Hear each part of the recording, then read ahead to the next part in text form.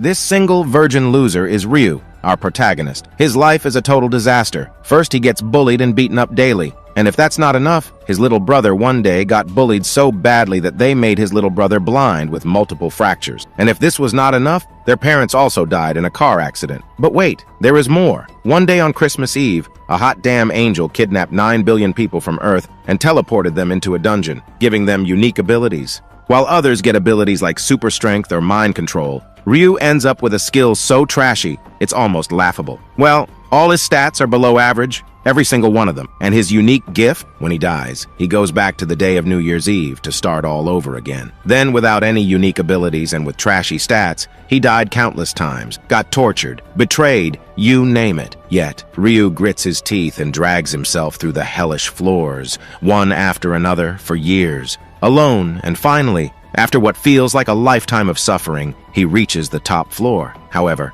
the journey takes a cruel turn. To proceed to the final level, one must be part of a team of 5. Ryu, ever the loner and still a virgin, doesn't meet the criteria. So once more he dies, this time on his 99th attempt. Yet as fate would have it, the clock resets. It's New Year's Eve, and Ryu finds himself back at the starting point with one last chance to change his destiny. Seeing his hand still trembling, Ryu can't shake off the memory of the unimaginable pain he just went through. He can't believe that he died because he was alone on the last floor. It was almost too much to bear. Frustration kicks in. Clenching his fist and steeling his eyes, he gets ready to give it one more go, one final try. Ryu then yanks off his hoodie, throws it aside, and looks down at the ground. He's deep in thought, thinking about who he could possibly team up with this time around. So guys, today's goal is 2,000 likes. Please like and subscribe to support the channel. Now let's continue. The scene suddenly shifts. Now the spotlight is on this piece of shit, Youngmin, the guy responsible for turning Ryu's life into a complete, living hell. Youngmin and his underlings are all smiles, giddy about the fact that they're about to turn into adults. No more sneaking around with fake IDs to buy alcohol. They're in a chatty mood, talking about the jobs they want in the future. When it's Youngmin's turn, his smile turns darker, more dominating. His buddies ask him what's on his mind for the future. Without missing a beat, Youngmin says he's going to be a gangster. Hearing this, his friends pause. They look concerned, almost freaked out.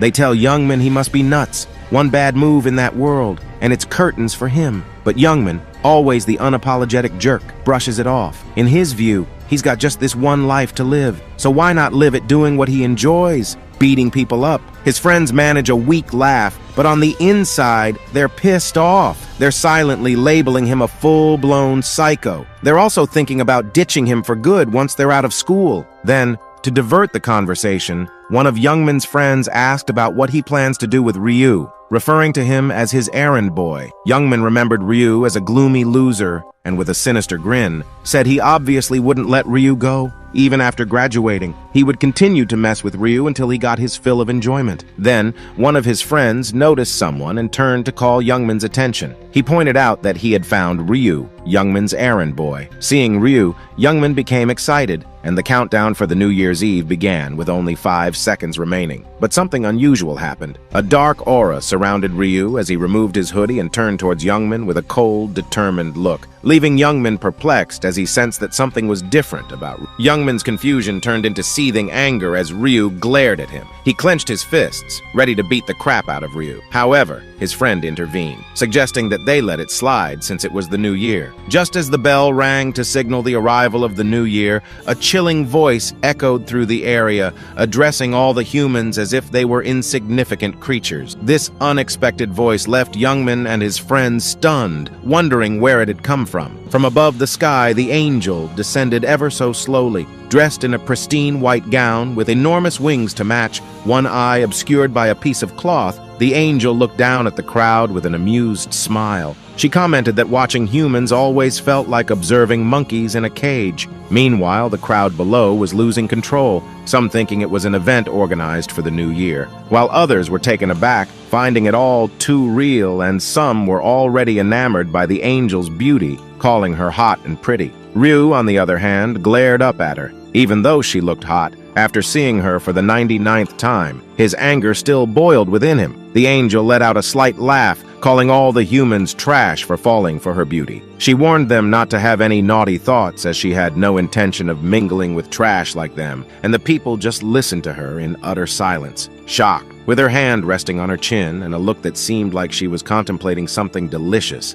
the angel said that since they all appeared stunned, it must mean they can see and hear her, and so her game should begin. At that moment, a drunken man yelled at the angel, cursing her, questioning her cosplay, and even calling her a bitch. Ryu, upon hearing, felt a sense of pity for the man. In the next instant, the angel's warm, inviting smile twisted into a horrifying, deathly glare. Her eyes glowed a menacing red, her expression became scary, and with just a simple flick of her finger, the man's head popped like a bubble, splattering blood all around. The crowd, now truly horrified, erupted into chaos, scattering in every direction. Continuing with her terrifying aura, the angel pointed her finger at the crowd. She spoke in a chilling tone. "How dare a lowly human speak informally with my mighty self?" Then, as if switching a button, her aura returned to its previous kind state. She spoke politely but firmly, warning the crowd that they had no right to question her if they didn't want their heads to explode like that unfortunate man. Panic began to wash over the crowd like a tidal wave. She began to explain what they had to do and what this game was all about. Ryu, on the other hand, remained frustrated as he had to listen to her once again.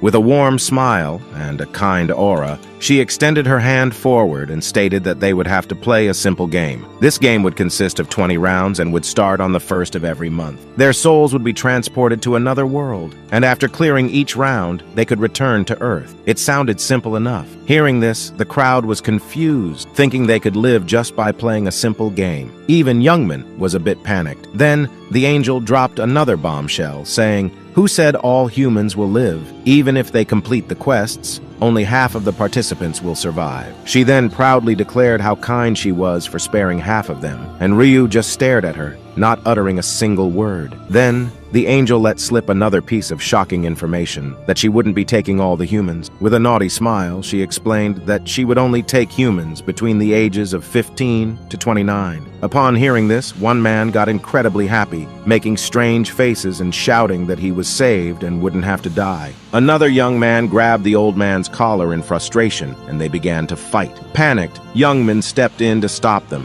warning them to remember what happened to the guy who had shouted, his head popping like a bubble. The angel turned around and began counting. After some time, she declared that a total of 1.8 billion humans were present. With a warm smile, she flicked her fingers, and in the next moment, Ryu found himself in a room surrounded by nothing but whiteness. The angel started to explain that in this place, the participants could create a physical body exactly as they wanted, and their souls would be transferred into that body. Standing in front of a mirror, Ryu instantly created a character without much thought, using the body from his previous regression. He chose the nickname Black Scythe. A bright light covered his eyes, and in the next moment, a beautiful field appeared, filled with lush greenery, forests, and mountains. Ryu, with his badass character, magically appeared here with jet black hair and piercing red eyes. Clenching his fist, he mused how using this body so many times had made it feel almost like his real one. Slowly, other participants began to appear in the landscape. Their faces showed fear, panic, and in some cases, awe at their own transformation. Some had chosen appearances resembling famous movie stars or strikingly good-looking personas. Ryu looked at them and thought back to his own initial choices. He remembered that he too had first opted for a flashy, handsome appearance, but that had drawn too much attention, and because of that, he died pathetically. So now, he chose to keep it as simple as possible, avoiding unnecessary attention. Then Ryu's eyes shifted toward Youngman, that piece of work who always made life miserable for him. In this new world, Youngman looked pretty much like his real-world self, just taller and more muscular. He walked with a proud smile and eyes that sparkled. Ryu couldn't help but flash a grin mixed with sweat, noting that Youngman, true to form, had buffed up his character again. Then the angel congratulated everyone on crafting their desired bodies, mentioning how their fearful expressions delighted her. One man dared to ask, saying, "It doesn't seem like 1.8 billion people are here. Is there an error?"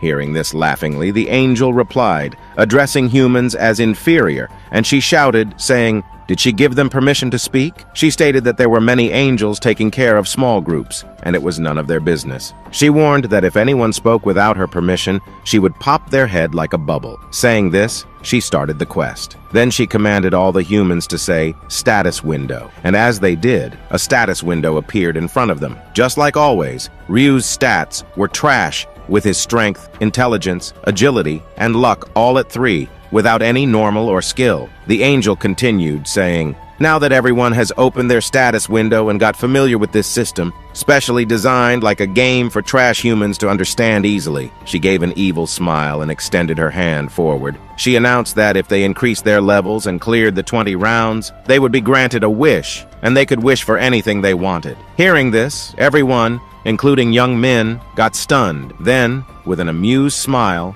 she announced that now she would give everyone their unique skill. In front of them, a crystal appeared, and when they broke the crystal, they got their unique skill. As young Min broke his crystal, he was shocked, and then the angel said, "Since all of them received their unique skill, let the game begin." With a flick of her finger, a notification appeared in front of everyone, instructing them to kill 100 goblins to survive this round. And just like that, a goblin appeared in front of them. The sight of the goblin approaching them with a dagger sent shivers down the participants' spines. Just when they thought things couldn't get worse, the angel had another surprise. Spreading her hands wide, she summoned a whole army of goblins, amplifying the panic among the participants. The angel couldn't be happier, her mischievous smile reflecting her delight at the prospect of a life-or-death battle between 10,000 humans and 50,000 goblins. Suddenly, a goblin charged at the crowd. The tension was palpable, but then, to everyone's surprise, Ryu stepped forward, unarmed. As he advanced towards the charging goblin,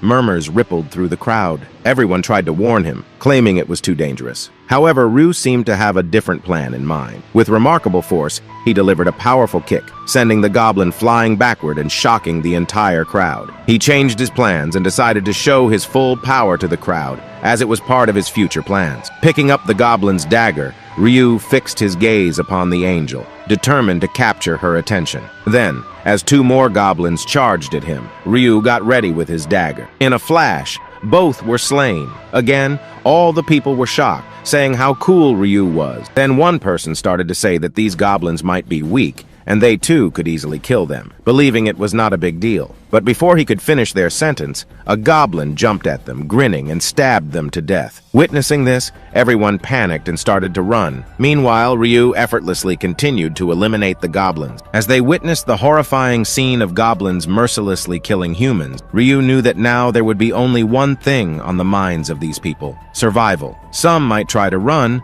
but the area was protected by a barrier, so escape was impossible. Others might hesitate to kill a living being, but in order to survive, they had no choice but to fight or be killed. Ryu explained how he had once been like them, but after going through this round 99 times, despite being weak, he knew all the movements and weaknesses of the goblins like the back of his hand, making it easy for him to kill them. Watching the scene unfold from above, the angel was having a ball. She was genuinely enjoying the chaos of goblins and humans fighting each other. With a smirk, she commented on how the humans, who she referred to as monkeys, were struggling against the goblin. Even though the goblins had smaller, weaker bodies, when they were armed with daggers, they seemed to have the upper hand. However, her gaze eventually landed on Ryu, who was tearing through the goblins like a whirlwind. She took note of his nickname, Black Scythe, and realized he had already taken down 70 goblins in a short span. A hint of annoyance crossed her face. Ryu's dominance was ruining her entertainment. But, shrugging it off, she said to herself, it can't be helped, and shifted her focus to watch other humans fight for their lives. Ryu, on the other hand, continued his onslaught, becoming a one-man killing machine. The goblins started to fear him.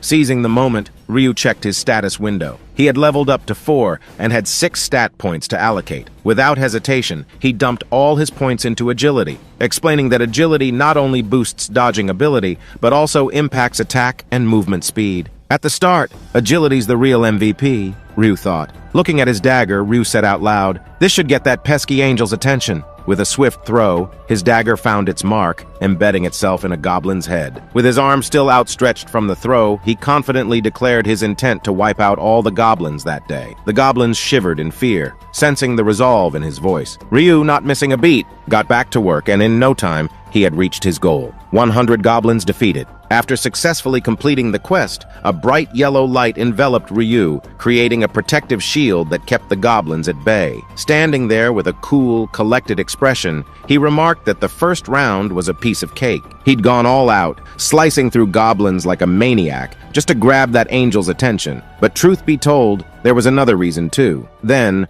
with a sly grin, Ryu shared that he was also aiming for a secret reward. The system, impressed by his lightning-fast completion time of 10 minutes and 21 seconds, congratulated Ryu for achieving rank 1 in all the zones, setting a new historical record. Feeling pretty pleased with himself, Ryu explained that he had an ace up his sleeve. As a reward, the system granted Ryu a coupon, a real game changer. With it, he could choose any low-rank rare weapon he wanted, absolutely free. Ryu, still sporting a hand stained with goblin blood, eagerly clicked the coupon, and before him materialized an array of weapons. However, there was a tinge of disappointment in his eyes. You see, his trusty main weapon was a scythe, a rare find indeed. So, begrudgingly, he settled for a dagger, tossing aside the measly goblin dagger like it was trash. Meanwhile, the other players were still caught up in a life-and-death struggle. Ryu, though, was in a league of his own. He casually checked his status window, and there was a title that caught his eye, one he'd never encountered in his previous 99 lives, the Last Time Regressor. This was new to him, and he couldn't help but wonder what it meant. The scene shifted to a flashback, giving us a glimpse of how Ryu earned this new title. Ryu, maintaining his poker face, had utilized the Ryun stone, causing it to slowly fade away as he revived his unique skill, regression. However, the system promptly notified him that this marked the 100th time he'd used this skill, and it was now time to bid farewell to it. Now, this wasn't much of a shock to Ryu, who had anticipated that his skill would be removed after the 100th use. Otherwise, he might have regressed infinitely. However, there was a twist in the tale. Another system notification popped up, catching Ryu off guard. It informed him that this 100th regression had earned him a special title, the Last Time Regressor. This news left Ryu genuinely stunned. You see, in this world, titles were exceedingly rare, and each one came with its own set of skills and stat boosts. Intrigued, Ryu examined his new title and what it offered. Upon death, he would be resurrected with full health, and what's more, he could choose the exact location where he'd return to the land of the living. This, however, was a one-time use ability. At this revelation, Ryu broke into a smile, a genuine one. He rested his chin on his hand, realizing he'd just laid his hands on something truly extraordinary. After that, Ryu, feeling a bit restless, stretched out his arms. He was honestly getting bored and wondered how Youngman was faring. After a quick look around, he spotted Youngman. The dude was still kicking. Ryu smirked a bit, thinking, guess he's gonna make it through this mess like before. As time went on, more participants were finishing their quests. But the angel. She looked like she was about to doze off. She even said it was getting boring since there were now as many humans as there were goblins. Down on the ground, it was a completely different story. Humans were in a real mess. Some looked like they were on their last breath, while others were sobbing, holding their loved ones close. Then, out of the blue, that mischievous angel got a wicked idea. She decided to spice things up. As if things weren't bad enough, the terrified black-haired girl watched in horror as her injured hubby started to fade away, like he was just disappearing. And it wasn't just him. All the dead bodies began to vanish. Just as everyone was trying to wrap their heads around what was happening, a massive group of goblins appeared and rushed towards the humans, causing complete mayhem. From a distance, all you could see was a messy, brutal fight. Goblins and humans were going at it like there was no tomorrow. And up above, that angel was having the time of her life, laughing like a total maniac, and even had the nerve to say she was being generous by giving them 50,000 goblins for free. Ryu, on the other hand, was just chilling, sitting protected under his barrier. He didn't even flinch or show any emotion, even though things were getting pretty wild out there. After what felt like forever, a system message popped up. It announced that 5,134 folks managed to finish their quests, marking the end of the round. Then, just as suddenly as they appeared, all the goblins vanished. This left the remaining participants totally baffled. The angel then dropped the bombshell. Since half of the folks who first showed up had passed the quest, the rest weren't so lucky. And as she broke the news, the unlucky ones began to fade away. Their cries and pleas filled the air, but the angel, she didn't bat an eye. She just sat there, soaking in the drama like it was some top-notch entertainment. Then the system notification popped up, displaying everyone's rankings, and Ryu was at number 1. He received another reward for being in the top spot, which was 1,000 gold. Meanwhile, everyone stared at Ryu with shocked expressions as they also realized he was ranked number 1. The awaited moment had arrived. The angel took an interest in Ryu, just as he had hoped. Smiling, she praised Ryu, acknowledging that someone being ranked number 1 in the entire world, region, and under her group was an accomplishment to be proud of. The angel called out to Ryu, using his nickname Black Scythe, and asked him how he became so strong. She began to inquire if he had received a special, unique skill, but stopped herself mid-sentence, cursing herself. Ryu replied, asking if she couldn't already tell what unique skill he had since she was an angel. The angel panikedly responded that of course she could, as she was a mighty angel, and she was merely asking. Ryu smiled inwardly, knowing that she couldn't actually discern his unique skill. Then Ryu dropped a bombshell, asking the angel for a favor. That wiped the smile off her face. You could hear a pin drop as everyone's jaws hit the floor. Ryu, bold as brass, said the rewards were a bit naff and he wanted something more. The crowd couldn't believe their ears. How could he talk to an angel like that? The angel, though, she was fit to burst. Rage was bubbling up inside her like a volcano ready to blow. In a voice that could curdle milk, she asked Ryu to spit it out. What did he want? Ryu, never losing his cool, said he wanted a better prize. The angel was seething, her eyes turning as dark as the abyss, a terrifying aura swirling around her, veins popping out like she was about to go supernova. Slowly, her hand reached out like she was going to squash Ryu's head like a grape, but she stopped herself mid-reach. She remembered she couldn't use her head-popping power again. Not yet. She had a 1 per day limit, and she had already used one before. In a sudden twist, the angel had an idea pop into her mind. With a cheeky smile, she told Ryu that she's got a reward Ryu will definitely like, and then she slowly came down on ground, saying normally she'd ignore such a bold request. But she's taken a liking towards Ryu, and she wanted to chat one-on-one in private, telling the rest of the humans stay for a moment as they will return soon. The angel and Ryu headed off toward the jungle, leaving the crowd with envy. They all thought, man, maybe we should have asked for better prize, too. But they quickly realized that only a top dog like Ryu could make a big ask without, getting his head blown up. As they dipped, Ryu shot a look back at Youngman, leaving the guy scratching his head. Ryu just gave a sly grin and continued on. As they ventured deeper into the jungle, the angel was like, "Why you hanging back? I ain't gonna bite. Walk up with me." And Ryu just nodded. Internally, the angel was losing it. She thought humans were mad greedy and she had some, let's say, special plans for Ryu. Her face turned all kinds of sinister and she let out a low, eerie laugh. She thought once they passed a certain rock, they'd be out of the surveillance zone. And then she'd get her revenge, giving Ryu a slow, painful end. As she reached the magic spot, she tried to put on her best smiley face, telling Ryu he was about to get his special reward. But out of nowhere, a fist zoomed toward her. Before she could even dodge, bam! Ryu's punch sent her flying and made this holy being a holy shit. The angel was in shock as golden blood spilled from her mouth. She couldn't wrap her head around the fact that she'd been punched by a mere human. Pissed off, she pulled herself together and tried to locate Ryu, but the dude had vanished. Just when she thought she'd caught a break, out of nowhere, Ryu popped up right behind her, ready to throw down. In a slick move, Ryu got one hand on her wing and the other wrapped around her neck. The angel, usually so in control, was freaking out big time. She screamed at him to back off, but Ryu, he just calmly ripped off one of her wings. The pain hit her hard, and she blacked out for a sec, and when she came back to sense, Ryu was already tearing off her other wing, and golden blood was going everywhere, and she couldn't help but scream out in agony. Ryu, cool as ice, told her to quit with the dramatic act.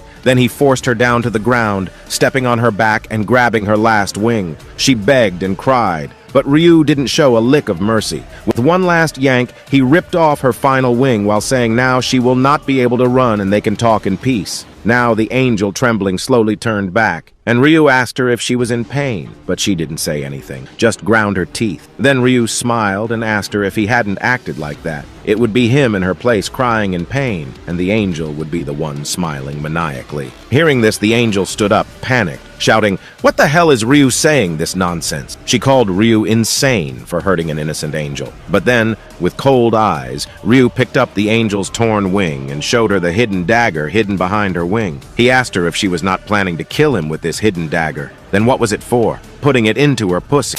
Hearing this, the angel was speechless. Ryu stood up, throwing the wing aside, saying he had done this for the 88th time, and it was still satisfying to do it, while the angel was confused, not understanding what Ryu was saying. Then Ryu dropped yet another bomb. He called the angel by her name, Burial, and told her he knew all about her and it was time for her to die. Now, scared, anger and shock mixed on the angel's pale face as she wondered how Ryu knew her name. Thinking it was impossible, Ryu replied that there was no point in telling someone who was going to die and took out his dagger from his inventory, staring at it. The angel grew more and more panicked and started shouting that if Ryu killed her, the consequences would be heavy. Then, with an angry and loud voice, pointing her finger toward Ryu, she threatened him that if he didn't stop, she would use her skill and pop Ryu's head like a bubble. But Ryu calmly smiled and replied that she could do whatever she wanted, but she would not be able to use that skill, as it could only be used once per day. Now the angel was gritting her teeth in frustration, and then in panic, she warned Ryu that if he killed her, her comrades would not let him go unscathed. But Ryu, with a calm and calculating expression, simply said,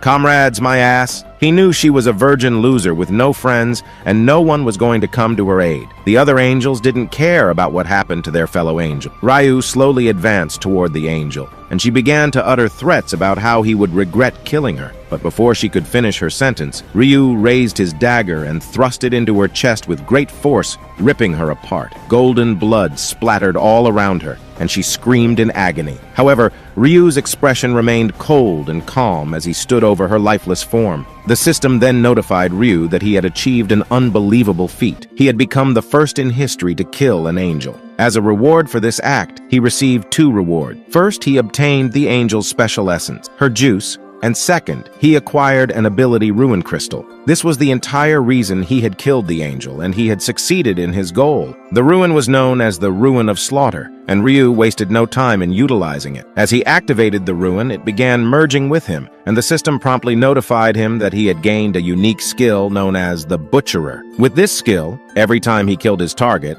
all of his stats would increase by 1%, making him even more formidable. The system didn't stop there. It informed Ryu that he had earned the title of the First Angel Slayer. This title bestowed a tremendous advantage upon him, as when facing an angel in battle, all of his stats would double, turning him into a formidable adversary. Now, the most significant reward awaited Ryu as he held the angel's special juice in his hand. He explained that it was solely for this reason that he had taken the risk of killing the angel. This special juice, after consumption, would allow him to change his class to Grim Reaper. The Grim Reaper class was considered the natural enemy of angels, making Ryu a formidable opponent against them, as angels will be a pain in the ass in future. Ryu went on to clarify that in this world, anyone could obtain a class, but the process for achieving one was shrouded in mystery. People gradually discovered the criteria through trial and error. For example, one could acquire a warrior class by defeating a certain number of goblins within a specific time frame. There were a total of 30 classes available, but some were unique and could only be obtained by fulfilling special conditions,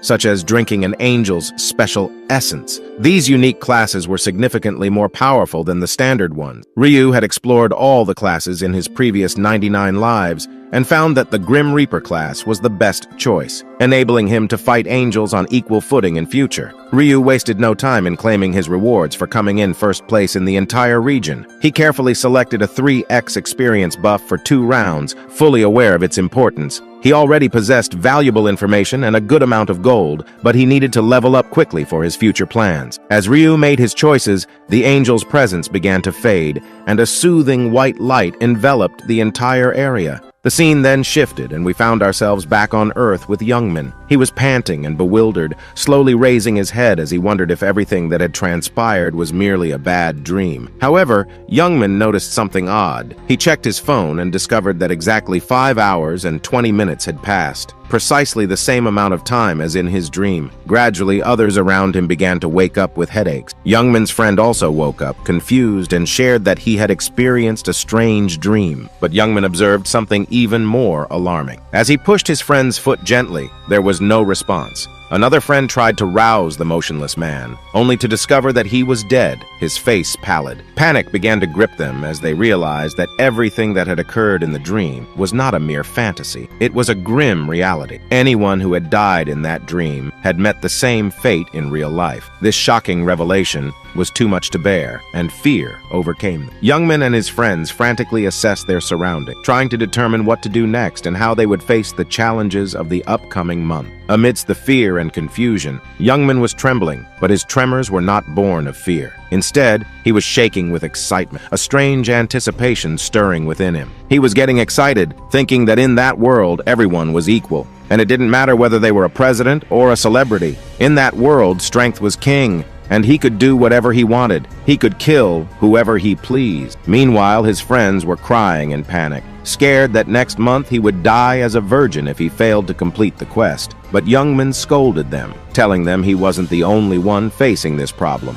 He urged them to stay calm and explained that all they had to do was kill some monsters to survive the next round. It was as easy as spreading butter on bread. Hearing this, his friends couldn't believe what they were hearing and thought Youngman was crazy to begin with. But now he seemed even crazy. One of them sighed and called him a bastard, saying that with his miserable life, he wouldn't be missed if he died right now. After all, he had tons of things he wanted to do. Youngman paid little attention to their words. He was scanning the crowd. His friends asked him what he was looking for, and it turned out he was searching for his personal punching bag, Ryu. He wondered where that little rascal had gone. He had definitely seen him heading in that direction before he passed out. Could it be that he couldn't even make it past the first round and died there? But still, not finding him, he calmly shrugged his shoulders. It made sense to him that a loser like him didn't survive, and most likely had died. Suddenly, something in the crowd caught his attention. He saw a man in medieval armor. Young men couldn't understand who this guy was and where he managed to dig up this outdated armor. But then he realized it could only mean one thing. The status windows were working here as well. As soon as he gave the right command, his status window with his characteristics appeared in front of him. He couldn't believe that it had worked. Young men immediately shouted to his friends to all try to turn on their status windows because it worked here too. They were once again shocked that it worked. Seeing their actions, the others also followed suit. But everyone was curious if this meant that they could use all of their stats and items here. A few hours late, to test this, Young Min picked up a small pebble from the ground and squeezed it in his hand. It shattered into small pieces, and the remnants of the stone turned into a saw blade that spilled out through his fingers. Seeing this, he let out an evil smile. A few hours later, the next breaking news was announced on morning news nationwide. Multiple angels were seen worldwide, and 9 billion people died overnight, while another 9 billion people gained mysterious powers, turning the whole world upside down. Ryu Min walked down the street with a serious face, reading the news on his smartphone. He thought to himself, it's just the beginning. The real chaos is about to come. The real problem was now on round 1. People didn't become that strong. They reached just the level of a pro athlete. The real chaos would begin from round 2, when they would get magical powers, giving rise to numerous criminal activities as modern weapons wouldn't work on them. Ryu wasn't going to sit back and watch the world descend into chaos. If he had left things as they were, the Earth would likely have fallen into ruins before the 20th round arrived. There was only one solution. He would have to control the other players by overpowering them, making them his slaves. With a serious expression, he realized that he needed to gather his 5 teammates as soon as possible, and he had some of them in mind. But then he said to himself, that's not important now. There's something even more important to do. He left with determination. He reached his house and knocked on the door of the apartment building in one of Seoul's neighborhoods. No one answered or opened the door, so he retrieved the key from its hiding place and let himself in. It was dark inside, and he noticed an uneaten instant cup noodle. Slowly, he approached his bedroom. There, his little brother, Wani, slept peacefully and carefree on the floor. Seeing him, Ryu couldn't help but let out a warm smile. He was glad that his younger brother was safe and sleeping peacefully. He continued to watch over his sleeping brother with affection for a while. Ryu explained that his younger brother's name was Wani,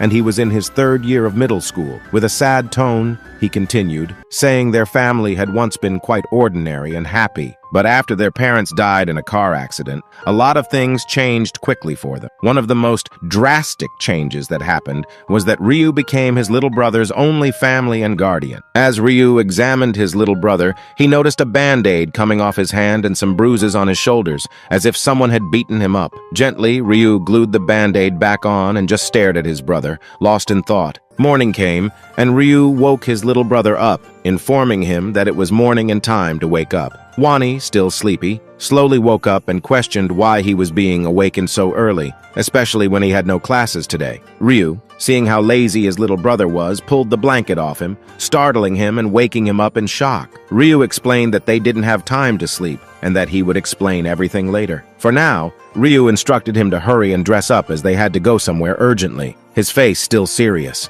Wani took his time, not fully understanding what was happening. He yawned and asked where they were going, but Ryu, with a serious expression, told him that they didn't have time to relax and the whole world was in chaos. Wani asked if something was wrong with the New Year ceremony he was going to attend, but Ryu urged him to get out of the house first, promising to explain everything later. As they left the house and strolled down the narrow street, Wani couldn't help but notice a significant shift in his brother's demeanor. Ryu, typically carefree and easygoing, appeared unusually serious. Wani sensed that something out of the ordinary had occurred, but he hesitated to inquire, thinking that Ryu would eventually share what was on his mind. Then Ryu turned toward his little brother and inquired if he was aware of what was happening in the world. Hearing this, Wani got confused, thinking about what could have happened while he was asleep in his state of panic. Ryu urged his little brother to check the latest news on his smartphone search feed. Wani quickly scrolled through the updates, trying to comprehend the gravity of the situation. What he read left him in disbelief. Stories of angels kidnapping people's souls and transporting them to another world, where half of them had died with a heart attack mysteriously. Panic surged through Wani as he absorbed the shocking news.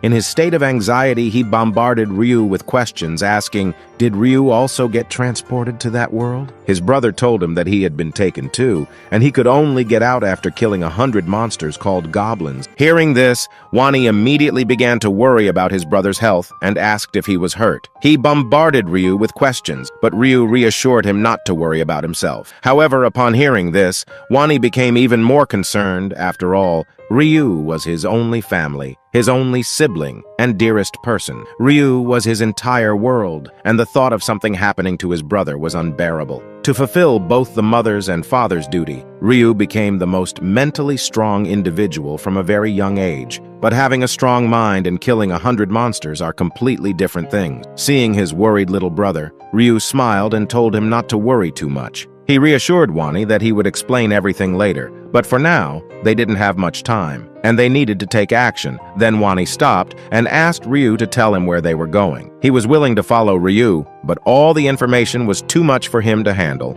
and he would only follow Ryu when he told him where they were going. Seeing his little brother's wounded hand, Ryu turned to Wani and told him in a cold voice that they were going to attack the hideout of Tegyu, who was the leader of the bullies in his class, shocking his little brother. Still not believing that his brother had found out, Wani asked his brother if he really knew about it. Ryu asked back, did you really think I wouldn't find out? Now, Wani bit his lip, realizing that he thought he had hidden his secret well, but it turned out that his brother had known about the bullying all along. Now worried, Wani sat there thinking how he didn't want to get his brother involved in his life when Ryu was himself getting bullied and having a hard time. Ryu, on the other hand, seeing his little brother sad, apologized to him in his thoughts and said to himself that he shouldn't have known this in the first place, but he found this out during the first regression. After returning from the first round, Ryu Min just slept the entire day in depression, and his little brother went somewhere in the morning. After a while, Ryu was awakened by the ringing of the phone. Annoyed at who might be calling him,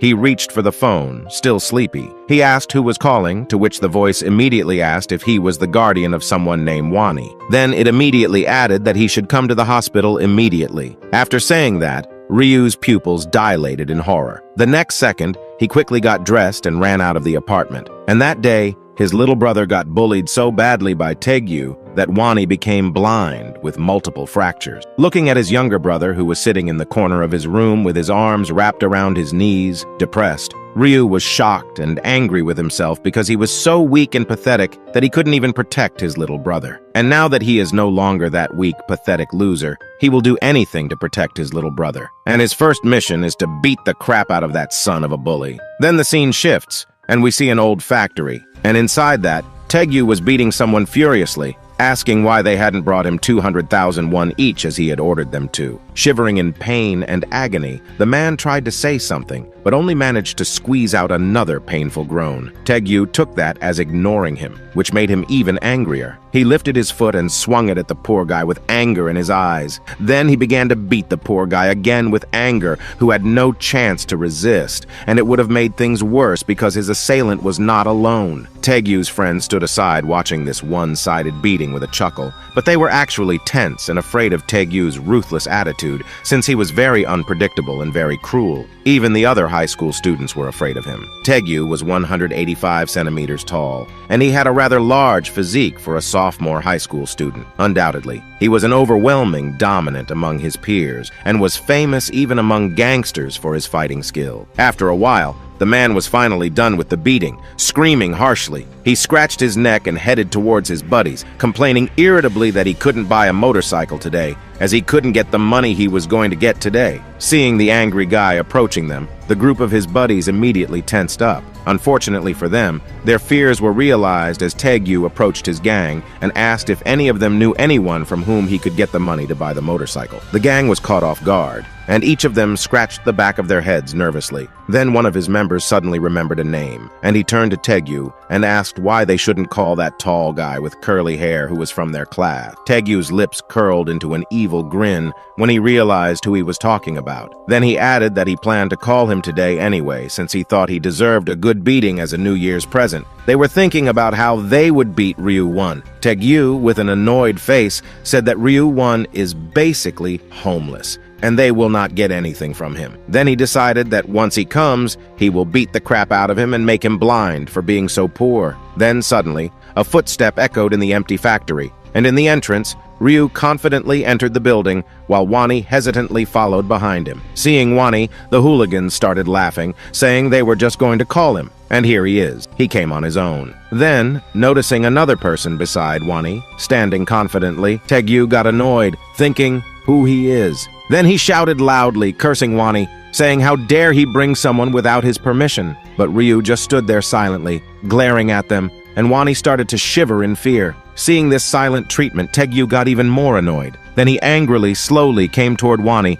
and asked him if he brought another errand boy. But before he could say anything, Ryu stepped forward with a smile on his face and confidently stated that he was his older brother. Taegyu laughed, then turned to Wani, who was standing behind his older brother, and reminded him that he had already told him to watch his language if he didn't want to get beaten up. And now he had come with his older brother to his hideout to get revenge with a mocking smirk on his face. Taegyu clenched his fists and told Wani that he and his brother would die today. Then, turning to one of his minions, he nodded and ordered them to act. The latter, not realizing what he was getting into, nodded in agreement with a happy smile. While Taegyu was standing behind with his arms crossed, his underling slowly walked toward Ryu and started taunting Wani, asking if his brother had ever even killed an ant before. Now, standing face to face with Ryu-min, he compared his height with Ryu, saying how small he was, and how Ryu-min was even smaller than Ryu-wan. But before he could finish his sentence, a heavy fist came flying toward him, and the next thing he knew, he was lying on the ground, blood coming from his face and mouth. Seeing his friend's defeat, the other guy immediately rushed at Ryu, intending to strike him with his fist. However, Ryu-min dodged his attack and struck him in the jaw with his fist. The blow was so strong that the guy let out a painful scream and flew a few meters away, hitting some debris behind him. At the same time, the first guy, who had already recovered from the blow, as well as the remaining bald guy who was shouting angrily for him to die, rushed at Ryu again. However, this joint attack was of no use at all, as all they got was 2 blows to their faces and started crying in pain. At the same time, Taegyu was watching his buddies being beaten up and crawling on the floor with painful groans. Then he walked past the fallen members, came close to Ryu, and with a smirking smile asked Ryu that he must have been acting this confident because he must have some boxing training from somewhere. But it's not enough to defeat him, as, however skilled Ryu is, he will not be able to overcome the difference in weight class. Taegyu was 185 centimeters tall and had a sturdy build, while Ryu-min was 165 centimeters tall and looked frail. The difference in weight classes was obvious, and one could easily predict the outcome of the fight between the two without even watching it. However, to Taegyu's surprise, Ryu didn't look scared at all. With a smile on his face, He turned to the big man and asked him if he was not watching the news. Hearing this nonsense, Taegyu charged toward Ryu with his punch, but to his surprise, Ryu dodged it effortlessly. Then Taegyu threw punches and kicks after kicks, but Ryu dodged all of them effortlessly. Now his vision was getting blurry, and he was breathing heavily, wondering in anger why he couldn't land a single hit on Ryu while grinding his teeth. At the same time, Ryu's fist lit up with a blue aura. Then he turned to Taegyu and said that if he had been watching the news, he would have known that attacking a player like him so easily was tantamount to suicide. The next moment, he threw a lightning-fast punch that hit Taegyu's jaw, sending him backward, but it wasn't enough to defeat him. Taegyu once again rushed to attack Ryu with a fierce shout of curses. However, to his surprise and confusion, his blow did not hit the target as Ryu suddenly vanished. Unable to believe what was happening, he tried to turn around with horror on his face. Before he could react, Ryu threw another punch at Taegyu's face. With a painful groan, Taegyu rubbed his nose, and then blood started to come from his mouth and nose with a broken tooth. Seeing his broken teeth, he screamed loudly in anger, declaring that today he would kill Ryu. It would not be a peaceful death. He intended to torture him before delivering the final blow. With determination, he once again threw a punch toward Ryu Min. But this time, Ryu didn't dodge the attack. Instead, he grabbed Taegyu's hand, leaving Taegyu in shock. Ryu Min started throwing a barrage of punches toward Taegyu, and from behind, Taegyu's underlings were left surprised. Taegyu noticed that Ryu was only punching his face, trying to humiliate him in front of his gang. This realization fueled his anger, and he charged toward Ryu again. But this time, Ryu kicked Taegyu with great force. Taegyu went flying and crashed onto the wall. The kick was so strong that Taegyu was holding his neck, struggling to breathe. With broken teeth, shivering from pain, and saliva coming from his mouth, Ryu slowly walked toward Taegyu, and with a cold stare asked, "Does it hurt a lot?" Ryu was consumed by anger because during his earlier regressions when he was weak, he had seen his little brother getting bullied and brutally beaten numerous times. Those memories haunted him, and he couldn't forget them. As Ryu slowly approached Taegyu, he was terrified, fumbling to say not to come close. Taegyu was still holding his neck and begged Ryu not to beat him more, saying he was sorry. However, Ryu didn't continue the physical assault. Instead, with a warm smile on his face, he gently held Taegyu's hands and asked, "Will you marry me?" He continued, stating that Taegyu shouldn't have messed with his brother. With a snap, a crackling sound echoed in the factory, and Taegyu started screaming in agony. Ryu had broken all of his fingers, and Taegyu was in excruciating pain, clutching his hand. But the torment didn't end there. Ryu grabbed Taegyu's other hand, leaving Taegyu in terror. With another snap, he broke Taegyu's other 5 fingers, and Taegyu started to scream maniacally. Witnessing this merciless scene, all of Taegyu's underlings ran away in terror, and even Wani, who had been watching, found it too horrifying to bear. With a serious expression,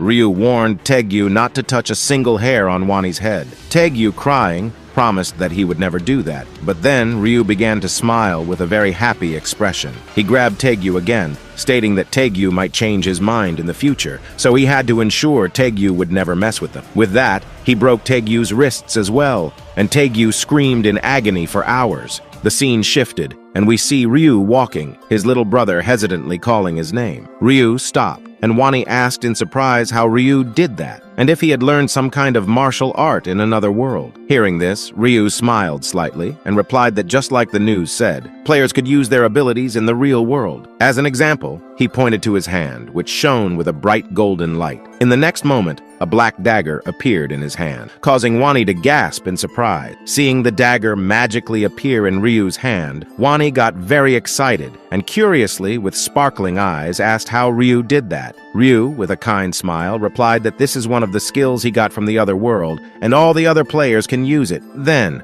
as Ryu was putting the dagger back into his inventory, Wani remembered what had happened at the factory and asked in the same surprised voice if Ryu had learned all his new fighting techniques from that other world as well. Ryu replied that he didn't learn any fighting techniques, and he was able to do that because he was faster than them. His dexterity stat had reached level 11, adding that normal people's agility stats were around 3 points, while professional athletes could reach 10 points, and his was 11. So now he was as fast as Usain Bolt. Wani followed his brother and asked what would happen if he level up, and Ryu replied that he didn't know, as he hadn't reached that level, and only by leveling up would he be able to find that answer. But from inside, he knew the answer. You see, in his 13th life, he told everything about him to his little brother that would happen in the future, and that he was a regressor. Because of that, Wani became the target of the other players and had been kidnapped by a player. Even though he was able to get revenge, he didn't want to feel those emotions again,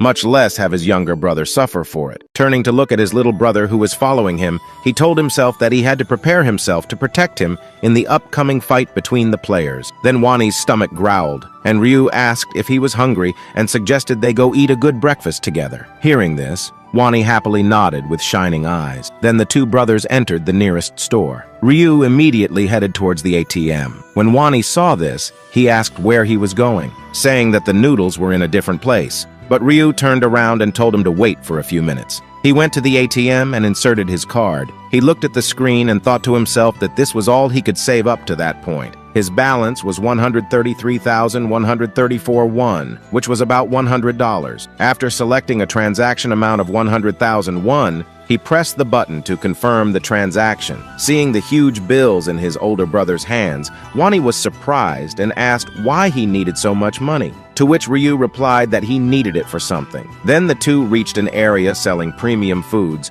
and Ryu asked Wani why he didn't choose something from here. Hearing this, Wani got startled, saying everything here is very expensive. Even the cheapest food here is for $20. But Ryu reassured his little brother that it's okay as it's New Year, and they should eat good food to enjoy the day. Hesitantly, Wani asked if they spend money on expensive food, will they have enough money for living expenses? Ryu replied with a smile not to worry about money, and just to buy as he has a way to earn a lot of money. Then, Wani excitedly picked up a packet of pork belly meat, saying he always wanted to taste this, and today finally he will be able to. Ryu from afar was watching his little happy brother with a warm smile. Then, Ryu approached Wani, who was shining with happiness, and suggested that they go to a restaurant together sometime and order some roast beef. But Wani smiled the happiest smile Ryu had ever seen, and replied that there was no need, as he had more than enough of what they had bought today. Seeing how happy his brother was, Ryu told himself to wait for only 5 days, after which he could give his little adorable brother as much food as he wanted. He will give his little brother so much meat that he will get tired of eating it. Then the scene shifts,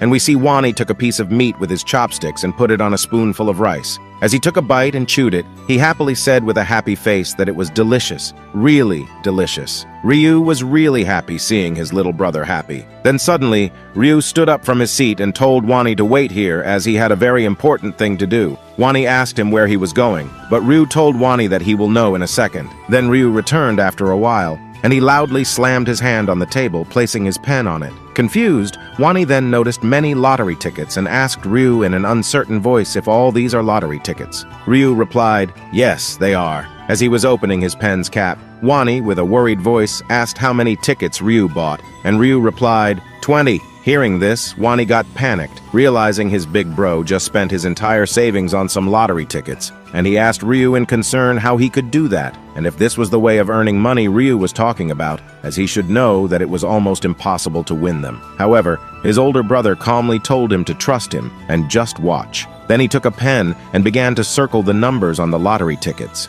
Wani was puzzled when he saw Ryu circling numbers on all the lottery tickets. Worried, Wani asked Ryu why did he circle the numbers on each ticket, and Ryu replied with a smile on his face that he did it because those numbers were the winning ones. Then the scene shifts, and we see the brothers sitting in their house with lottery tickets on the table. Ryu was calmly flipping through his phone, while his brother nervously held the phone in one hand and propped his head up with the other. The announcement of the lottery draw was made from his phone. Wani was biting his fingernails with worry, staring at the screen of his phone with the live broadcast. He thought they were in trouble if they didn't win a single lottery because they had wasted all their money. As the live broadcast began, Wani became more nervous and Ryu scolded him not to be so nervous and to stop biting his nails. Wani said that they would have been better off buying better food with that much money. Then the hosts announced that the first lucky number was 3, and Wani stopped biting his nails. The second number was 18, and the third was 9. Wani was shocked as he saw the numbers matching the numbers on the lottery ticket that Ryu had bought. As all the numbers got revealed, Ryu matched the numbers on the lottery ticket with the phone screen. He was overwhelmed with emotion,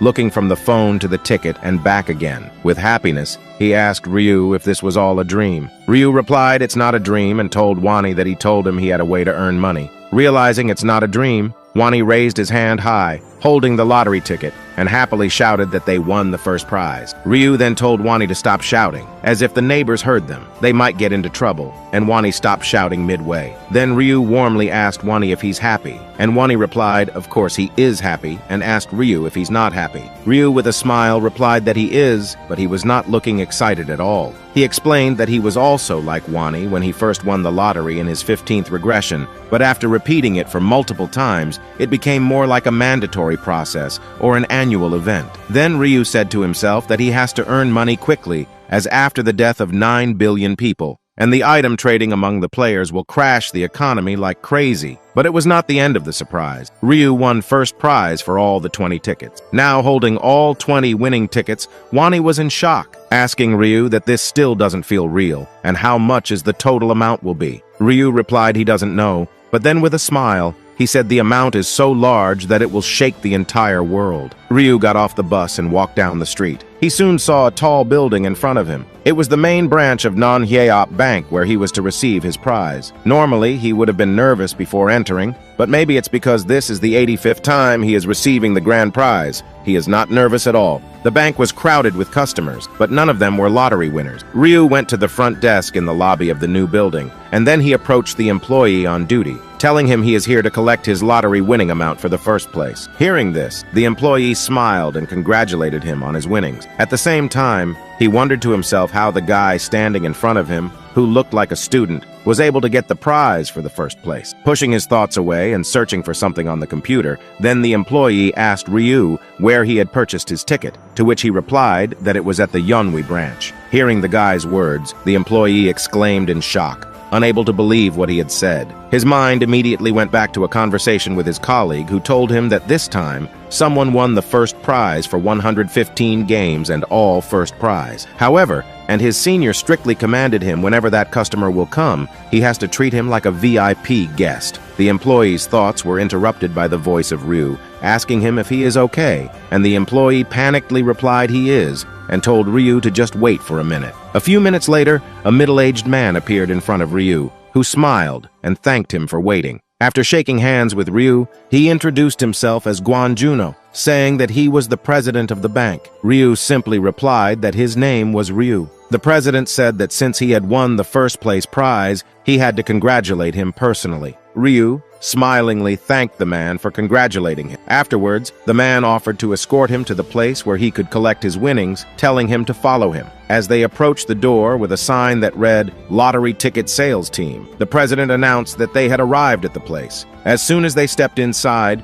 they were immediately greeted by one of the female employees who stood up and bowed to greet the president. Noticing some young man next to the president, she couldn't help but wonder who it could be. But she didn't have to speculate because the next moment, the president himself introduced the guy, saying that he was the first place winner and that he had come to collect his prize. Then he told them to make sure that their guest felt comfortable. Surprised to see the guy who was talking casually with the president, the woman could hardly believe that in front of her was a man who had won first place for 115 games. Having recovered from her excitement and doubts, she told herself that she should calm down and do her best to satisfy the customer. After greeting him, she invited Ryu to sit down with a smile on her face. He did so, sitting comfortably on the chair right in front of her. She then asked him if he would like a drink, but Ryu simply replied that he would not, adding that he would like to get right down to business and take his prize. After hearing Ryu's answer, the employee didn't take any more time and asked him to provide her with the tickets so she could confirm that he was the winner. Ryu immediately handed her a stack of winning tickets that he had brought with him. Looking through the tickets, the woman couldn't believe that he had bet everything on one combination. It could only mean one thing.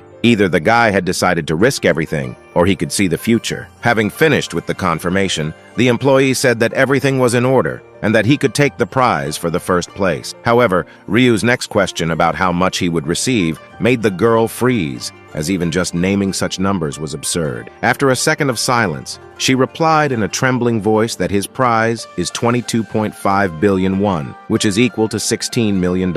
After he received his prize, everything went pretty quickly. The first thing he did was start looking for a place to move to. That same night, he opened a stocks account because he had information from the future. He knew that the price of Bitcoin would increase by 500% next month, so he also planned to invest his money in it. After returning home, Ryu showed his younger brother pictures of their new house and asked him if he liked it. Wani happily replied that it was amazing, adding that he had never seen such a huge and beautiful house in person. But Wani was confused about one thing. He asked Ryu why he signed a rental agreement when they had enough money to buy a house. Ryu replied that he didn't have any more money, as he had spent it all. His phrase made Wani freeze in place, and Ryu casually added that he had invested all the money into Bitcoin. When his younger brother heard this, he froze in place again, unable to understand how his brother could so easily say that he had invested $15 billion into Bitcoin. Ryu Min approached his younger brother, who had turned into a statue, and patted him on the shoulder, assuring him that he hadn't done it without thinking,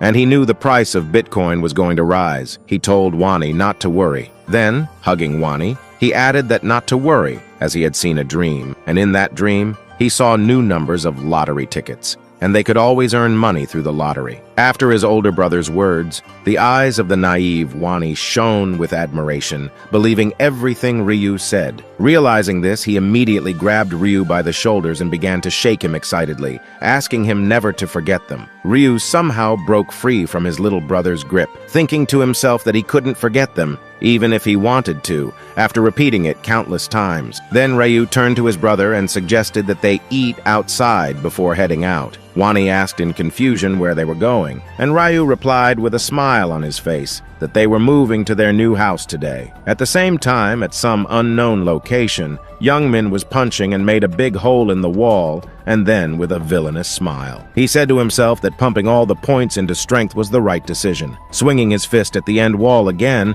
he added to himself that he was even able to get a power rune that doubled his strength. As he continued to strike the wall, he started to laugh maniacally, saying that now with this powerful fist, no one will be able to stop him, and veins started to foam in his hand as he clenched his fist, ready to go another round of punching the wall. Then the scene shifted, and we see Youngmin now in front of Ryu's door, slamming the door and shouting Ryu's name. When he didn't get an answer, he said first he thought Ryu died in the first round, but later he found his name was not in the list of the dead people, and Ryu was even ignoring all his calls. Then Youngmin's face became furious, thinking the way Ryu glared at him before the angel kidnapped him. He can never forget them, and he will only get satisfaction when he will beat him to death with his own hands. Then Youngmin started to slam Ryu's door continuously, saying if he is hiding inside, he will now come inside after breaking the door. However, a voice stopped Youngmin, and it was an old man standing on the stairs who turned to him and asked him what he was doing at that door.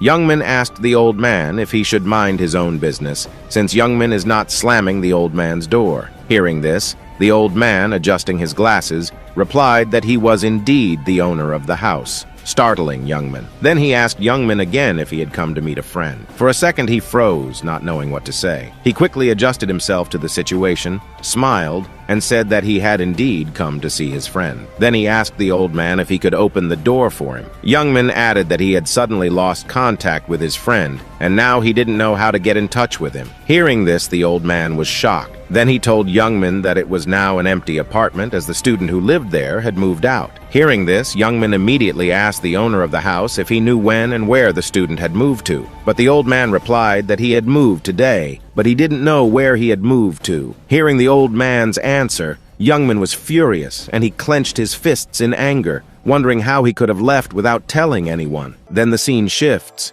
and we see the duo arriving at the huge glass building, which was the size of a skyscraper. Wani exclaimed in surprise and admiration. Covering his eyes with his hand to keep the sun from shining, he said with shining eyes and amazement that the building was very tall. He was so innocent that he was even surprised that the door at the entrance was revolving. He didn't stop being amazed even when the female employee simply handed them entrance cards while his older brother confirmed their identities. Wani continued to be surprised that there was even a security guard here. Pushing himself up in the elevator to his room, He turned to Ryu and said admiringly that this place was really amazing. Stepping out of the elevator, they headed to their room. When they got to their room, Wani exclaimed again in surprise, wondering how big it was. His brother replied with a nonchalant face that it was about 330 square meters. Such a figure shocked his younger brother, as their previous apartment was dozens of times smaller. Looking at the apartment, Wani, still in disbelief that they were going to live here, asked, "Isn't it too big just for the two of them?" Ryu replied that they have a lot of money and that they should enjoy their life. Then Wani asked Ryu how much the rent had cost him, and Ryu said that it had cost about 22 million won a month, which is about $17,000 a month. The rent alone made his younger brother's head spin. He thought to himself that not so long ago, he was still concerned about the price of meat, which at that time seemed very expensive to him, and now they are spending so much just for rent. Following his older brother, who was still looking at the apartment they would be living in, Wani asked him if they could have chosen something cheaper. Hearing this, Ryu shook his head negatively and replied that the more expensive the services were, the higher the security, which was their priority after all. On the first of every month, all players will fall unconscious as their souls will get transported to another world, leaving their real bodies unprotected, and it was the period that was the most vulnerable for all players. During this time, they became vulnerable to disasters such as fire or earthquakes. But the biggest danger was not the cataclysms, but the assassins hired by other players. And so, when the time came,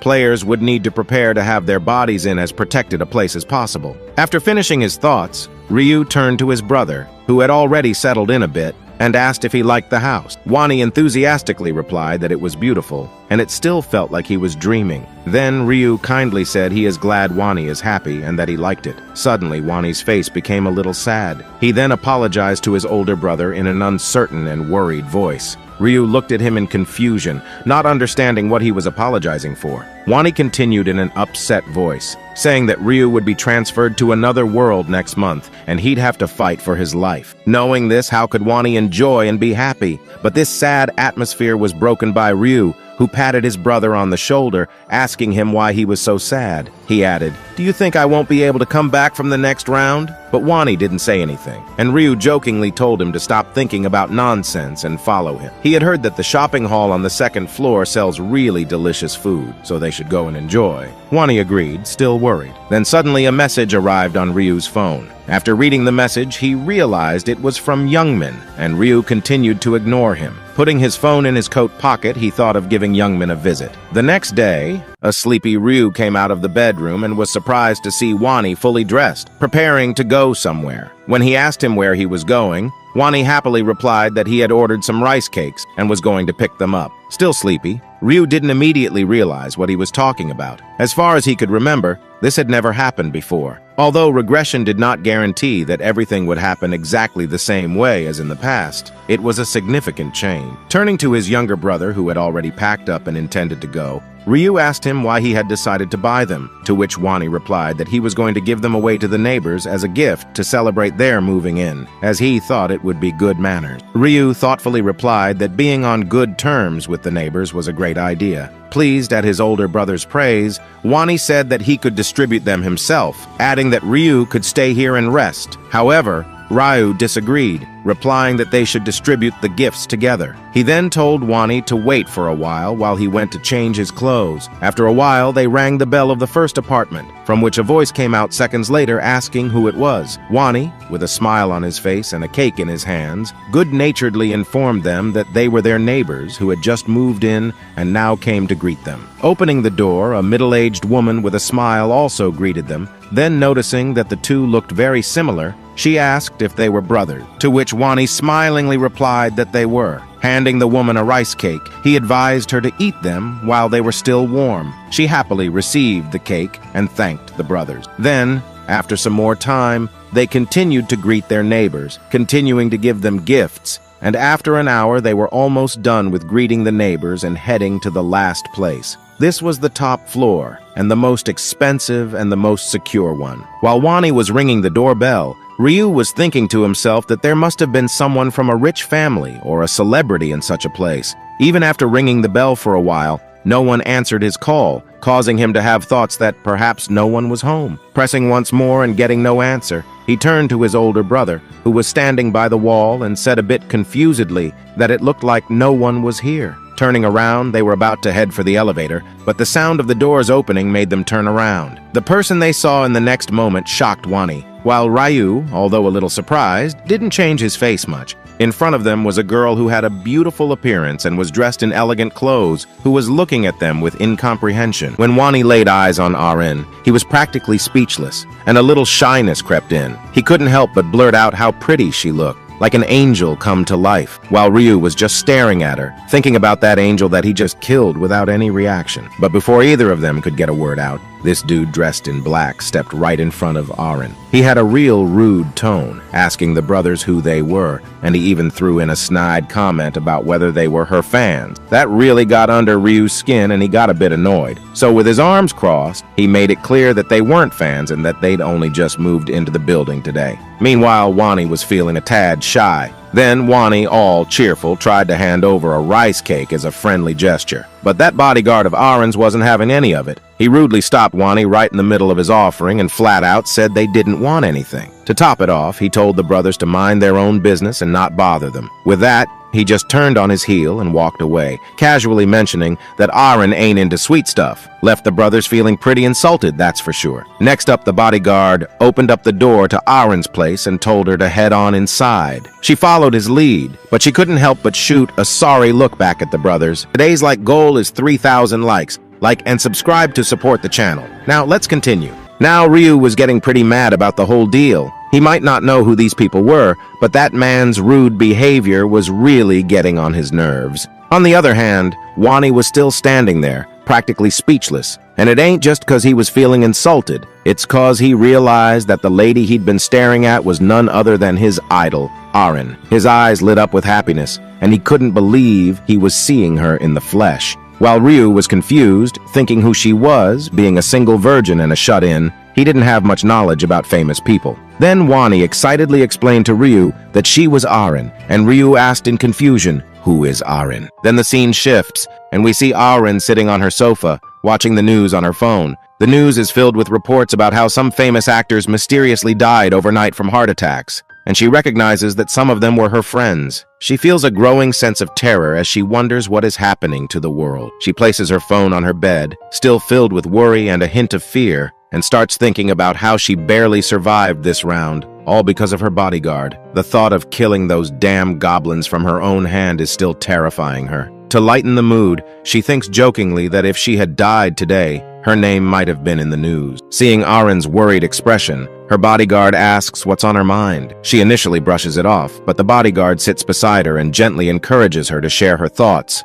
assuring her that he's always here to listen. With a somber expression, Arin confesses that she's thinking about how drastically the world has changed and how she might die in the next round. Hearing this, the bodyguard reassures her, emphasizing that his job is to protect her and she can rely on him. Arin smiles warmly in response and expresses genuine gratitude for his unwavering support. Arin goes on to explain that when the company first assigned her a bodyguard, she had assumed he was there merely to keep an eye on her. However, she acknowledges that without his presence, she might not have survived the first round. She shares a light-hearted moment with her bodyguard, mentioning that the new neighbors who brought rice cake looked yummy, but her bodyguard replied that she would get ugly and fat if she ate things like that. Arin replied that it was okay to take the cake, and they would not have eaten it. The bodyguard was too rude to the brothers, as they might have felt bad and insulted. The bodyguard replied that he knows all about people like them. They were just trying to be friendly for their own selfish reason. And if they had taken the rice cake, they would have bothered them non-stop. But Arin, remembering the faces of the brothers, Wani, an innocent boy, and Ryu, a Chad,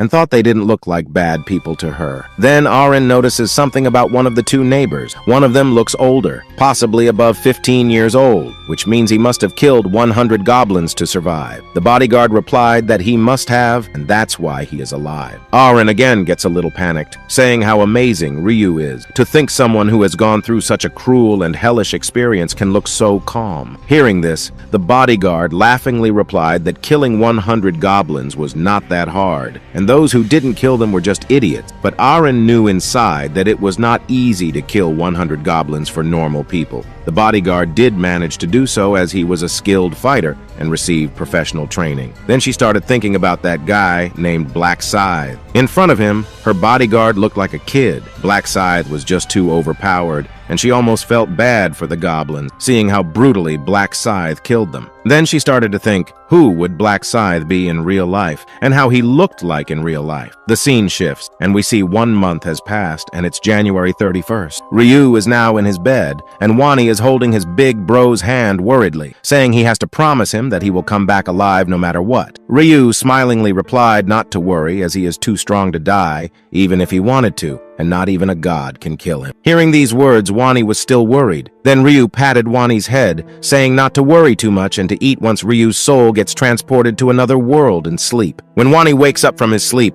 Ryu will be there standing beside him. With that, Ryu's vision became blue, and he got transported again with the rest of the people. As all the remaining survivors made their way to the dungeon, they were hit with a wave of panic. Some let out screams of pure fear, while others just looked around, trying to wrap their heads around the place that looked more like a jungle than anything else. Then, one of the girls in the group spotted Ryu and called him out as the guy who ranked #1 in the last round. Ryu stood tall, soaking in the attention, and noticed whispers about him starting to spread, a good sign for the plans he had in mind. He wanted everyone to recognize who was running the show. Ryu's eyes briefly met Youngman's, but before he could dwell on that, a voice filled the area. Yep, it was another angel, and man, she was a looker. But this was a different one, and questions buzzed through the crowd about what happened to the last one. The new angel flashed a friendly smile and explained that the previous angel had gone missing for reasons unknown, and she was here to take over. Seeing her smile, the crowd's nerves started to calm. Maybe this angel wasn't going to be as much of a nightmare as the last one, they thought. But that hope was short-lived. Her smile twisted into something sinister, and with a hand delicately touching her lips, she let out a creepy laugh. She was stoked, ready for some fun after a long time. With a casual flick, she handed down the new quest. They had to pick a zone leader in 3 hours. Seeing this, everyone got confused, but then they noticed that all the people in this round can pass, unlike the previous round where half of them died. The angel noticed the confused looks on the players' faces and with a smile, decided to break down the quest for them. She explained that this round wasn't about fighting. Everyone could make it through just by picking a zone leader. The chosen leader would have the power to command anyone in their zone to do anything they wanted, from crawling on the ground to dropping dead. "Isn't that an awesome skill?" she asked, looking around at the player. As she laid out the details, a guy with green hair listened intently, and another dude, all muscles and a tattoo on his neck, seemed pretty annoyed. The angel wrapped up, saying that in 3 hours, she'd be back for the vote to decide the leader. The green-haired guy, a little shaky, raised his hand and asked if it was really that simple. Just vote for a leader, and they all get to live. The angel's grin went a bit wicked as she confirmed it. Just a vote, and then bam, they'd all be back on Earth, safe and sound. Now, hearing this, everyone got happy and started to celebrate, saying this time no one is going to die. Ryu, from behind, remained with a serious face. Then the angel bid them good luck, and then she vanished, and the timer of 3 hours began. In the next moment, the remaining players were still happy, as no one will die today, except for Youngman. He was not. He was damn angry, and while grinding his teeth, he said he was ready to fight and kill some monsters. Seeing Youngman angry, his buddy panically said to him that just to let it go, as the angel will let them live if they just vote. So, why is Youngman complaining so much? Youngman, still angry, replied that he has used all his points to strengthen, and now he can't even beat the crap out of someone, and he is just too frustrated. Ryu watched Youngman from a distance, thinking to himself that in all his 99 lives, Youngman was always the same hothead. Ryu turned away, muttering that he'd sort out Youngman when the time was right. Then Ryu noticed everyone's discussion about whom to vote for and what to do, but Ryu said that is not important to him. Then, while walking toward the forest, he continued, saying he has an even more important thing to do, which is selecting a class, the class of a Grim Reaper, the god of death. And in order to do that, he has to reach level 10 in 3 hours. Just then,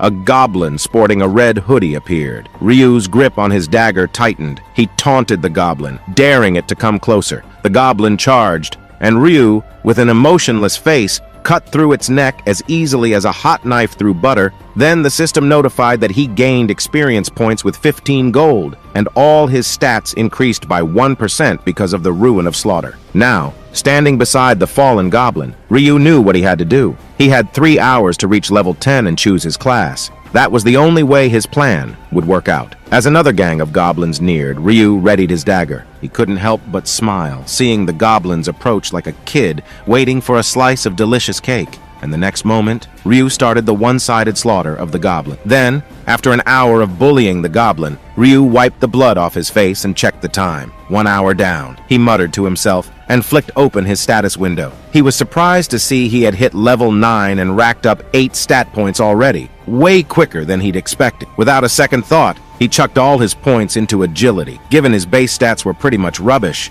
and after living for 99 lives, his battle sense became so sharp that his body moves on its own during battle. To support his body, he needs agility. That's when Ryu noticed something and turned back with a serious look. Someone had been following him for a long time while he was caught up in the fight. Normally, he wouldn't bother with distractions since he was so focused on battling, but this was new. This hadn't happened in his lives, so he figured he better check it out. Then, with a serious look, pointing his bloody dagger toward the bush, Ryu said that he didn't know who they were, but now they had to show themselves. If they didn't come out, they better prepare for a painful death. As Ryu finished his sentence, a beautiful woman with messy brown hair panikedly came, both her arms raised up, saying she was here. Seeing her, Ryu realized she was none other than the actress he had met on the first floor, the one whose his little brother is a fan of, and Ryu started thinking why she was following him. Arin was just about to apologize and explain why she was following Ryu when suddenly someone else jumped into the conversation. It was a familiar figure, and it turned out to be that rude bodyguard from before. He quickly chimed in,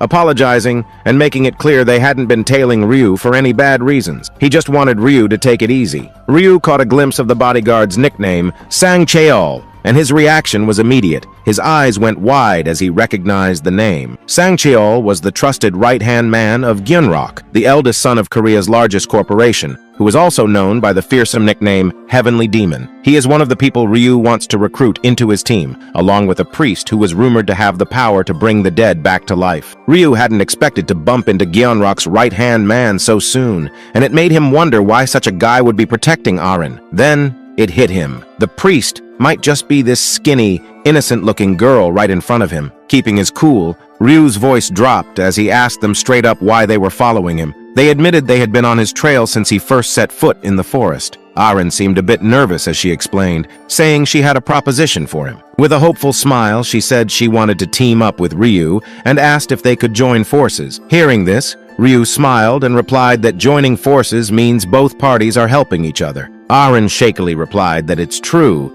and Ryu replied he doesn't see how they can be any help to him, so he doesn't want to join forces with them. With a rude tone, he continued that they should go and stop wasting his time with this nonsense and go back. With that, Ryu turned back, saying he doesn't have any desire to form a team, and started going deeper into the forest. Well, it was his way to get revenge from the bodyguard. Then, as Ryu left, the bodyguard was really annoyed, saying Ryu was really arrogant. But Arin, she just collapsed to her knees, wiped out, mumbling about how Ryu's vibe was intense, like he could take a bite out of her at any second. Then she continued, saying she really wanted to be on the same team as Ryu from the first time she saw him fight, but it didn't work out well. The bodyguard, still annoyed, said he already told Arin that strong people like him always have big egos, and they like to act alone, and they hate to work on a team. Now standing beside the goblin corpses, they thought about what to do in the remaining time before the vote, and they decided to hunt some goblins like Ryu to level up. Then, as they started to go deep inside the forest, we see someone following them from the bushes. Then the scene shifts, and we see Ryu mercilessly continuing to kill the goblins while the goblins try to run for their lives. After killing goblins for an hour, a group of gnolls approached Ryu, and seeing them, Ryu gave a big, bright smile, saying, "Looks like something delicious came on its own." Then, as the group of wolfmen attacked Ryu all at once, Ryu, with a single swing, slaughtered them like vegetables, and their torn body parts fell from the sky like rain. With that, Ryu finally reached level 10. The system notified Ryu that as he reached level 10, he could access the shop. Then, a hidden quest appeared, to change class before the voting begins. If Ryu changed his class today, he would get a 50% discount on today's items in the shop. Ryu explained that everyone could choose what class they wanted after reaching level 10, but no one knew how to choose a class. For a warrior, one had to kill 30 monsters in under 1 hour, and one could become a berserker after battling monsters for 1 hour while constantly bleeding, and so on. And after continuously grinding for God knows how much time, Ryu gathered this knowledge. After that, Ryu held the angel's special juice in his hand. He started to absorb it, and a bright yellow light surrounded Ryu. The system notified Ryu that he had changed his class to Grim Reaper, and he got 3 unique abilities. First, when he is wielding a scythe, his attack increased by 2. Second, when he is fighting at night, his speed will increase by 50%. And lastly, at night, all his senses will increase greatly. But it was not enough, so the system gave Ryu a Grim Reaper scythe to change his class, making him the first in the entire world. Then the system notified Ryu that he had reached the apprentice rank from beginner rank. Ryu explained that there are 6 ranks in total, starting with beginner, then apprentice, then regular, then expert, then master, then grandmaster. And with each rank comes a unique skill related to the class. As Ryu reached the apprentice rank, he acquired the skill Seal of Death. Using this, he can cast a seal on a target and deal double the damage. After merging it with the 2x damage of his weapon, the Grim Reaper Scythe, he can inflict 4x damage. He also gained the skill Tracking, which enables him to find anyone's location as long as he remembers that person's face or nickname. Oh boy, I wish I had this skill to track my crush. Now fully equipped, the first person Ryu thought to use his skill on was Youngmin. He used his skill to track him, and the system notified him that Youngmin was 190 meters away, with an arrow indicating the direction. So Ryu started to follow the arrow with an amused smile. The scene changes, and we see a tired Auron struggling to stay on her feet. She collapses to the ground, and when she tries to stand up, her whole body shakes. She's hurting bad and tells her bodyguard she can't run anymore. The bodyguard, who's hurt himself and freaking out, helps her to her feet. She's standing there saying the arrow wounds are killing her. The bodyguard, still scared, throws out a guess, saying maybe if they can just last this 1 hour without dying, their real bodies won't be hurt. But before Auron can reply, they hear a voice that makes them freeze. It's Youngmin and his crew. Youngmin's grinning like he's got the upper hand, telling them they're not getting away today. The bodyguard looks like he's ready to give up, thinking he can't die over this damn woman. He gets his dagger ready, though, because it looks like there's no choice left but to fight. Youngmin sees the dagger and calls the bodyguard, an old man, asking if he really wants to go at it with them. He then points behind him, showing off how many buddies he's got,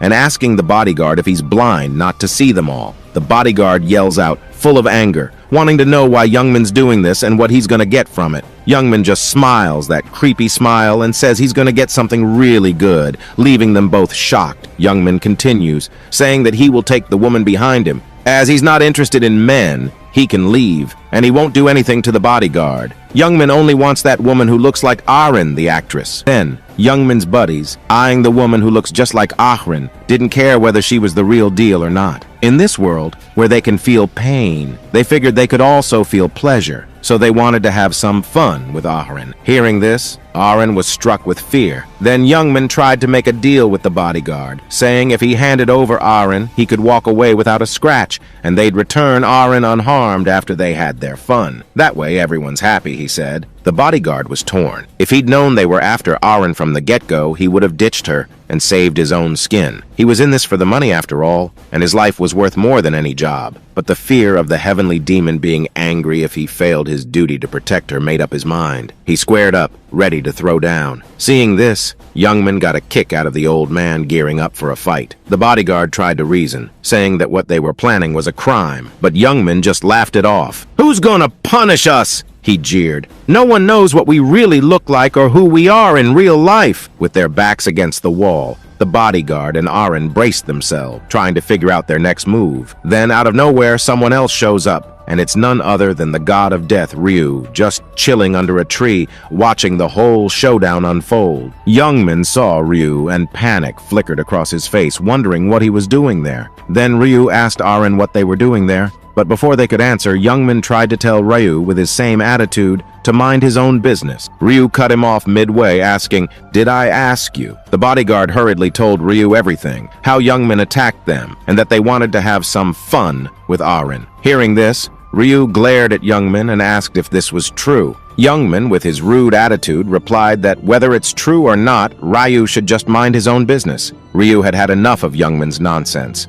With a deep voice, Ryu said whether it's his business or not is none of Youngman's business, and he should mind his own business. With that, he summoned his red, bloody scythe with a terrifying aura, shocking everyone. Now, with one hand in his pocket and the other gripping his sizable scythe, emitting a bloody red aura, Ryu spoke in a deep voice. He made it clear that he wouldn't let Youngman go unscathed, especially when he knew Youngman's intent to harm someone. Aaron and her bodyguard were left speechless, standing behind Ryu. Youngman, grinding his teeth, witnessed Ryu coming to Aaron's aid. Aaron and her bodyguard expressed their gratitude to Ryu for saving them. However, Ryu didn't play the hero out of the goodness of his heart. He had his motives. Turning back, he explained that by saving Heavenly Demon's right-hand man, they would be indebted to him. This, Ryu believed, could help him achieve his future plans. Plus, he already had plans to take care of Youngman, making it like killing two birds with one stone. As Ryu slowly approached Youngman, the latter grew scared. With a shaky voice, Youngman hesitantly warned Ryu not to come closer, threatening to kill him. Noticing a scared look on Youngman's face, Ryu, with a sly smile,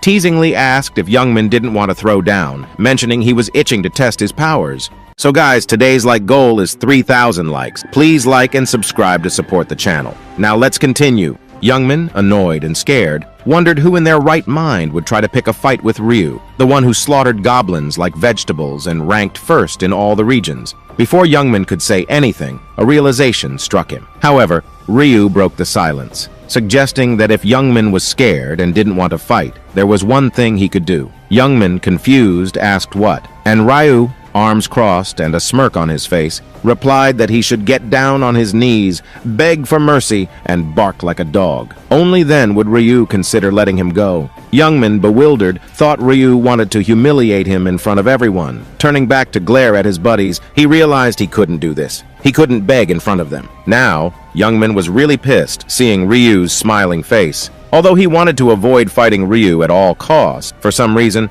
just looking at Ryu made him increasingly furious. Then he got an idea. Recognizing that he was no longer his previous self, he remembered how he punched the wall and destroyed it, showcasing his superhuman strength. Youngman, thinking he could land a punch on Ryu if he tried and then mercilessly kill him. Then he started to laugh arrogantly, addressing Ryu as a bastard. He prepared his fist to strike Ryu, leaving his buddies wondering what was about to happen. Now Youngman slowly approached Ryu while stretching his arms, saying Ryu shouldn't have messed with him, and now Ryu will die because of his arrogance. Then we see Youngman getting happy with a sweet face, thinking he is slowly coming toward Ryu, and just like this, he will land a punch to Ryu's face, and then he will make Ryu's face his punching bag. Then suddenly the red scythe from Ryu's hand disappeared, startling everyone. Again, with a confident look, Ryu explained that as Youngman is fighting bare-handed, so he will also fight without any weapon, as people might think Ryu is bullying the weak, and the fight will be no fun. Now, hearing this,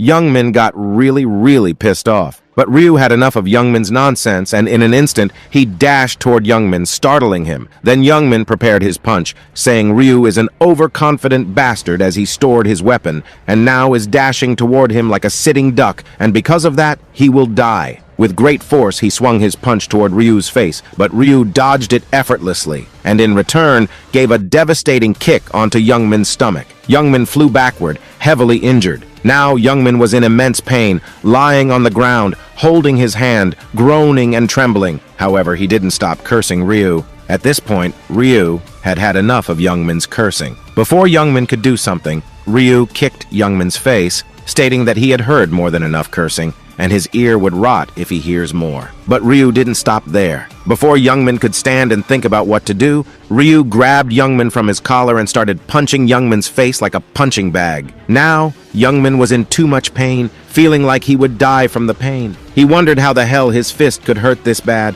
It was like being beaten by a hammer. At that moment, Youngman realized Ryu's fists were as strong as his, and on top of that, Ryu was also lightning fast. Just then, Ryu prepared his heavy punch, and bam, Youngman was done for. His vision was getting blurry, and his buddies prepared their bows and weapons toward Ryu, launching an arrow toward Ryu's head. Seeing this, Aaron shouted in panic, warning Ryu to dodge it. However, Ryu, being the god of death, couldn't die with this lousy arrow, and he swiftly dodged it. Seeing this, The bow guy panicked, but before he could prepare another arrow, Ryu, with his lightning-fast speed, dashed toward the bow guy. Although the bow guy launched his arrow, it didn't hit Ryu, and in an instant, Ryu came behind him, shocking him. Ryu expressed his admiration for how skilled the bow guy was with his bow. Then, with a swing, Ryu mercilessly ripped the bow guy's hand, and he started to scream intensely. Seeing this, the dagger guy and the bald guy, although scared, also started cursing Ryu. With that, they rushed toward Ryu with their daggers. However, Ryu, with a gleeful smile, used his skill, Seal of Death, and a red eye with a skull appeared on the bald guy's head, increasing his damage by 2x. With his scythe, his attack increased by 2, and with a single swing,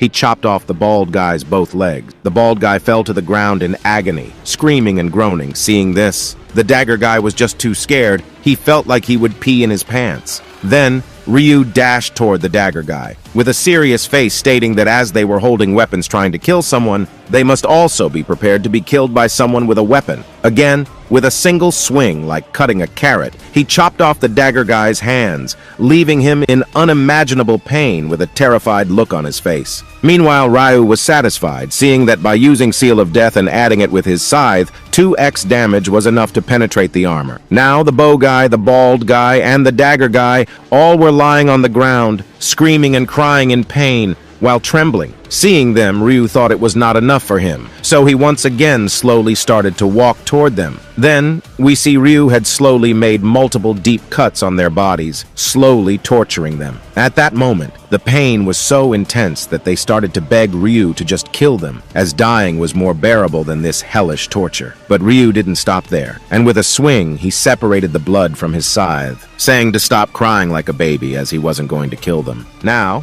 seeing how terrified the trio was, Ryu's job was done. He didn't intend to kill them from the start. He just wanted to show them what might happen if they messed with him, as he had future plans for Youngman and his crew. Turning back towards Youngman, who cowered behind a tree with a swollen face and a bloody nose, Ryu declared that hiding was useless. Not even a god could save him now. With a swift swing of his scythe, Ryu chopped off Youngman's right hand, causing blood to spatter like a fountain. Youngman, left in unimaginable pain, wore a horrified expression. Ryu, coldly observing the scene, reminded Youngman not to be a crybaby. Compared to the pain they inflicted on him, it wasn't even close. Another ruthless swing of the scythe severed Youngman's other hand. But Ryu's brutality didn't end there. Ryu began to mercilessly torture Youngman, shocking even the bodyguard. Seeing this, the bodyguard was too shocked, his eyes wide open, not knowing what to do. He thought Ryu was just too ruthless, as he couldn't believe how mercilessly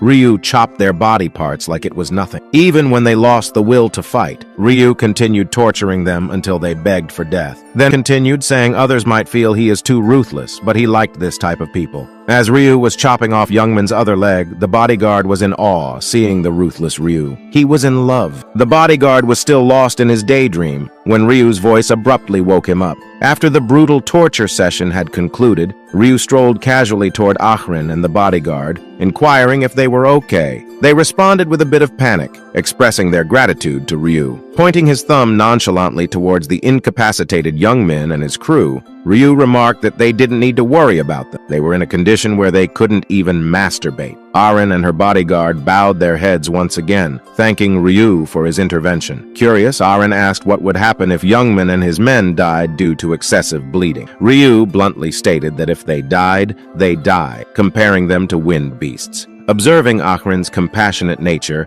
Ryu realized she might struggle in this harsh world. However, the bodyguard interrupted Ryu's thoughts, questioning why he let Youngman and his men live. He argued that killing enemies was better to prevent potential future problems. Hearing this, Youngman grew terrified, but Ryu, with a knowing smile, found the bodyguard intriguing, as he knows exactly what type of world it is turning into, and only these types of people will survive longer in the future. Then, Ryu said the reason he didn't kill those guys was simple. Killing them would not bring any benefit to him. The bodyguard was a bit confused and asked if they might seek revenge in the future if left alive. Ryu glaring at them, who were so terrified that if Ryu even clapped his hands, they might shit their pants. Ryu, with a smile on his face, asked the bodyguard does he think these guys had the will to take revenge, and if they wanted to, he was ready for a round 2 of torture. Then, Ryu elaborated further, explaining that mindlessly killing people would decrease the player population. Hearing Ryu's explanation,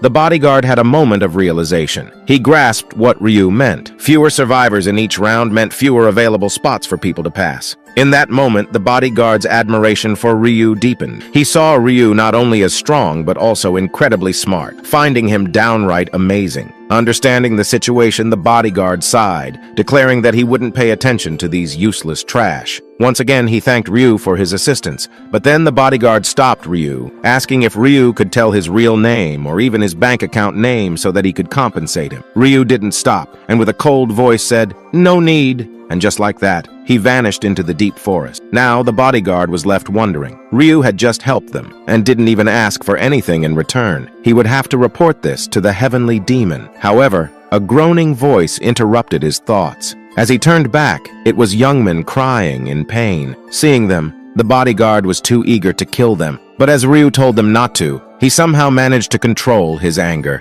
Then he spit on young men's face, saying, "Disgusting," and they left. Then, the scene shifts, and we see all the players arguing about whom to vote for. They started fighting among themselves, creating a chaotic situation. Suddenly, a voice cuts through the chaos, and it's the green-haired guy. With a serious tone, he stated that only 2 hours were left, and fighting wouldn't bring any good to them. Hearing this, other players asked what they should do and if he had any solution. The green-haired guy confidently said he indeed had a plan, shocking everyone. With a smirking face, he thought that people are just too foolish, easily falling for his skill. We see all the players with hypnotic eyes following the green-haired guy, who gave an evil smile. Then we go back to the past to see what this green-haired guy's ability is. His unique skill is named Rune of Persuasion, and using this, when he talks to someone, there are high chances that they will obey his words. Initially, when he got this ability, he was angry, thinking about how he could fight using this seemingly useless skill. However, to test it,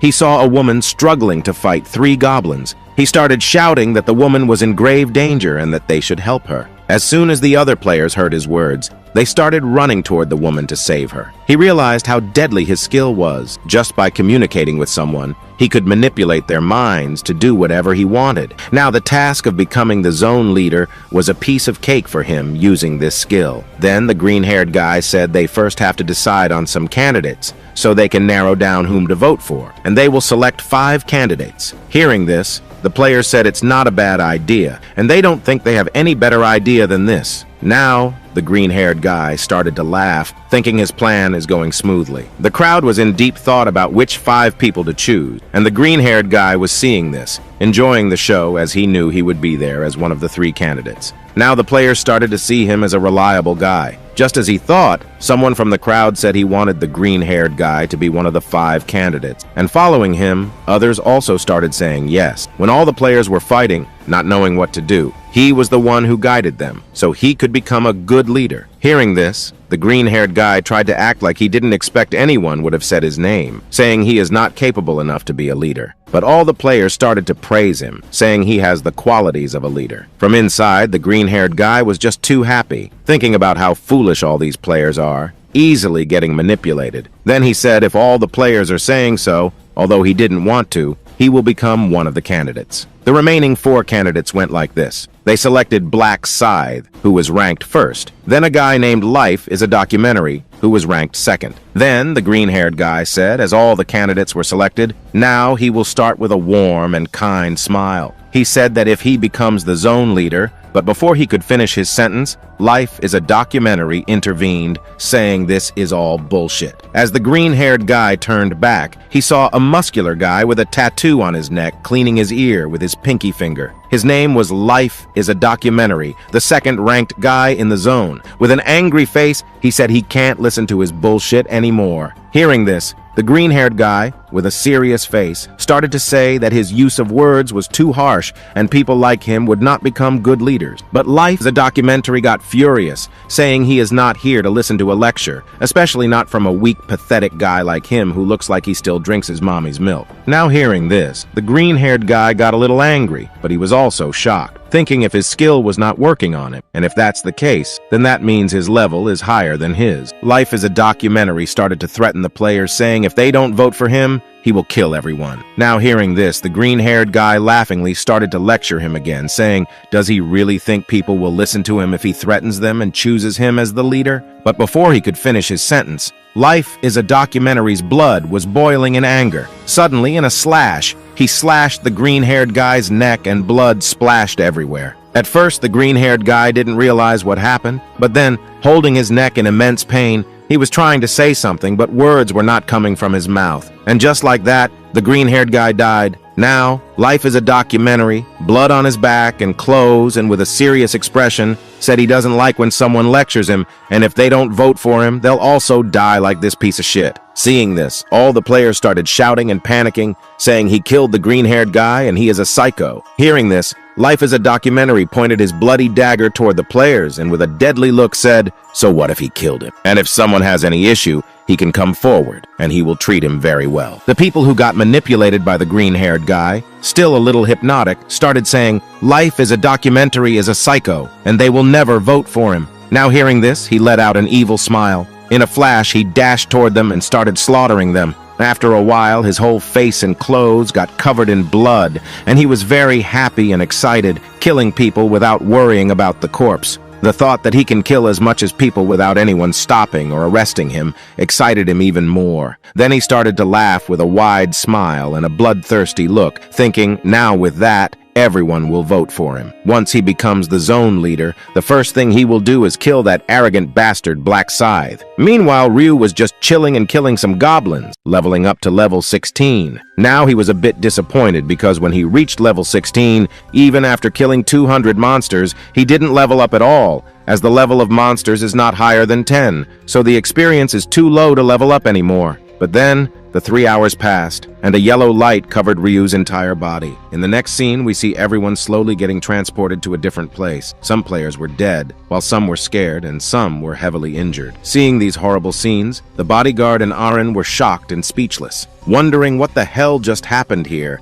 and why there are so many dead and injured people. Meanwhile, Ryu from behind, seeing this, thought just like always, Life is a Documentary took the leadership role again by killing and threatening people. Seeing Life as a Documentary, Ryu himself admitted that he is a natural-born fighter and is very strong, but his personality was that of a psycho. He continued, seeing his bloody face, that it's a good idea to get rid of a time bomb like him. But then he said it's not the right time to do so. Life is a Documentary called Ryu arrogantly, saying he was waiting for him. Ryu asked what he wants, and Life is a Documentary said not much. With an arrogant smile, he said he wants Ryu to become his underling and work for him. Hearing this, Ryu gave a neutral expression, asking why he should work under him. Life is a Documentary, confidently spinning his dagger, said it's because if Ryu doesn't work under him, he will kill him. Hearing this, Ryu gave a little chuckle, startling him. Then, with a serious face, he said, so Life is a Documentary wants to fight with Ryu. Ryu chuckled a little and said, now that he is in a good mood, if Life is a Documentary gets on his knees and begs for mercy, Ryu might let it slide. Whatever he said, the musclehead got a little confused, saying he is the one who is going to kill Ryu, so why should he beg for mercy? He started to threaten Ryu again, but Ryu had enough of this, cutting him midway and asking if Life is a Documentary doesn't understand Korean. With a terrifying red aura, Ryu summoned his black scythe and said he thinks once he chops off 1 or 2 of his limbs, then he will understand what he is saying. Seeing Ryu and his terrifying aura, the musclehead got scared and panicked, realizing he messed up with the wrong guy. Ryu, on the other hand, tauntingly asked the musclehead why he's not answering, or if he forgot how to talk. Hearing this, the musclehead gritted his teeth and introduced himself as the gang leader of Jungsik. Shouting, he said he's not scared because of some toy Ryu was holding and that he's ready for a fight. Ryu, with a small smile, explained that he's brave for sure, but he can't kill him here. He wants the musclehead to become the zone leader because he plans to use him in the 3rd round. As the musclehead was ready to attack with a sparkling sound, the angel appeared from the sky. Ryu said the musclehead is lucky, turned back, and advised him to pick his opponents carefully next time if he wants to live a longer life. With that, he took back his scythe and left the insulted musclehead behind. Feeling a bit relieved, the musclehead explained that the pressure from Ryu was too enormous. He felt like he could just die from fear. Then, grinding his teeth in anger, he vowed that once he becomes the zone leader, he will kill Ryu mercilessly, slowly torturing him. Now the angel noticed that the humans killed each other and died, but said it's none of her business. With a flick of her finger, she started the voting quest. The timer started at 5 minutes, and they could vote for whoever they wanted by looking at the person for a while. They had to say the word "vote" in their minds, and whoever didn't vote in this 5 minutes would die. As soon as the timer started, the musclehead stood proudly, thinking about what he would do once he became the zone leader. However, his pride took a hit when he noticed a girl not looking toward him. He threatened her, saying he would kill her if she voted for anyone else. She retorted, saying she already voted for him and didn't want to stare at some musclehead with blood on his face. The musclehead, true to form, shouted that anyone not looking at him would die. When the 5 minutes were over, the angel with a kind smile announced that it was time to reveal the results. A big screen appeared with the names, and although the musclehead was in the first rank, he only won by a few hundred votes. Ryu, on the other hand, got a whopping 2077 votes. Furious, the musclehead started searching for people who didn't vote for him. However, the angel announced that Life is a Documentary was ranked #1, making him the zone leader. With a clap, the angel handed over the position to the musclehead, who smirked, thinking that a little longer, and he would make Ryu regret. But before he could dwell on it, something caught his attention. Checking his skill window, he noticed that he could only command 10 people in total, and it was a one-time use skill. After he used it on 10 people to follow his command, he would no longer be able to use this skill, and it wouldn't work on players with classes. This revelation left him devastated. The angel, with a mischievous smile, continued, saying the round was not over yet. There was a hidden quest, and hearing this, everyone started to panic.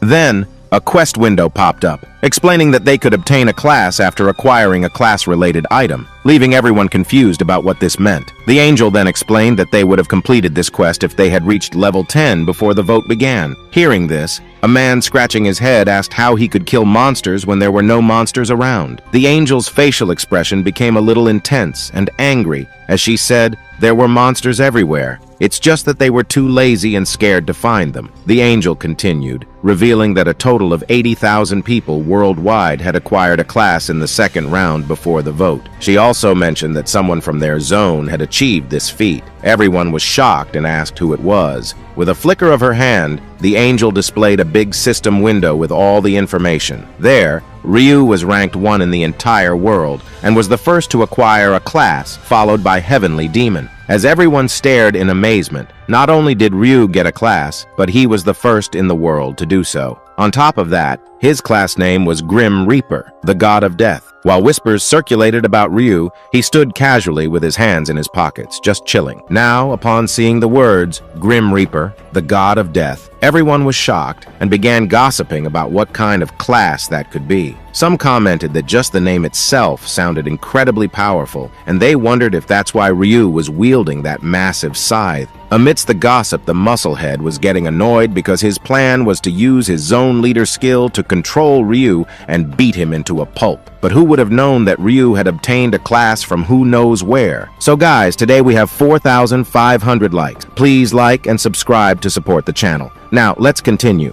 The angel explained that this ranking was based on who changed their class first. When the angel saw the system window and noticed that Ryu was not only the first in her zone to change his class, but also the first in the entire world, she praised him. Ryu had obtained his class in only 39 minutes and 42 seconds, which was remarkable. The angel mentioned that the Grim Reaper class was a hidden class, and only one person in the entire world could obtain it. After that, the class would disappear. Interestingly, Ryu's name, Black Scythe, matched perfectly with his class. With a mischievous smile, the angel even asked if Ryu could see the future or something like that, implying that his name matched his class too perfectly. Ryu, ever cool and composed with a neutral face, explained that he didn't know anything about it, and that obtaining the Grim Reaper class was purely coincidental. As they continued their conversation, the other players noticed that the angel was not talking rudely to Ryu, unlike her usual demeanor. Ryu smiled to himself, realizing that this angel was unaware of the process by which he obtained the Grim Reaper class. She only knew he was a Grim Reaper, and Grim Reapers were the natural enemies of the angel. Now, upon hearing Ryu's answer, the angel slowly placed her hand on her lips, showing interest. Her expression took on a somewhat naughty look, as she couldn't believe someone from her zone had acquired a class.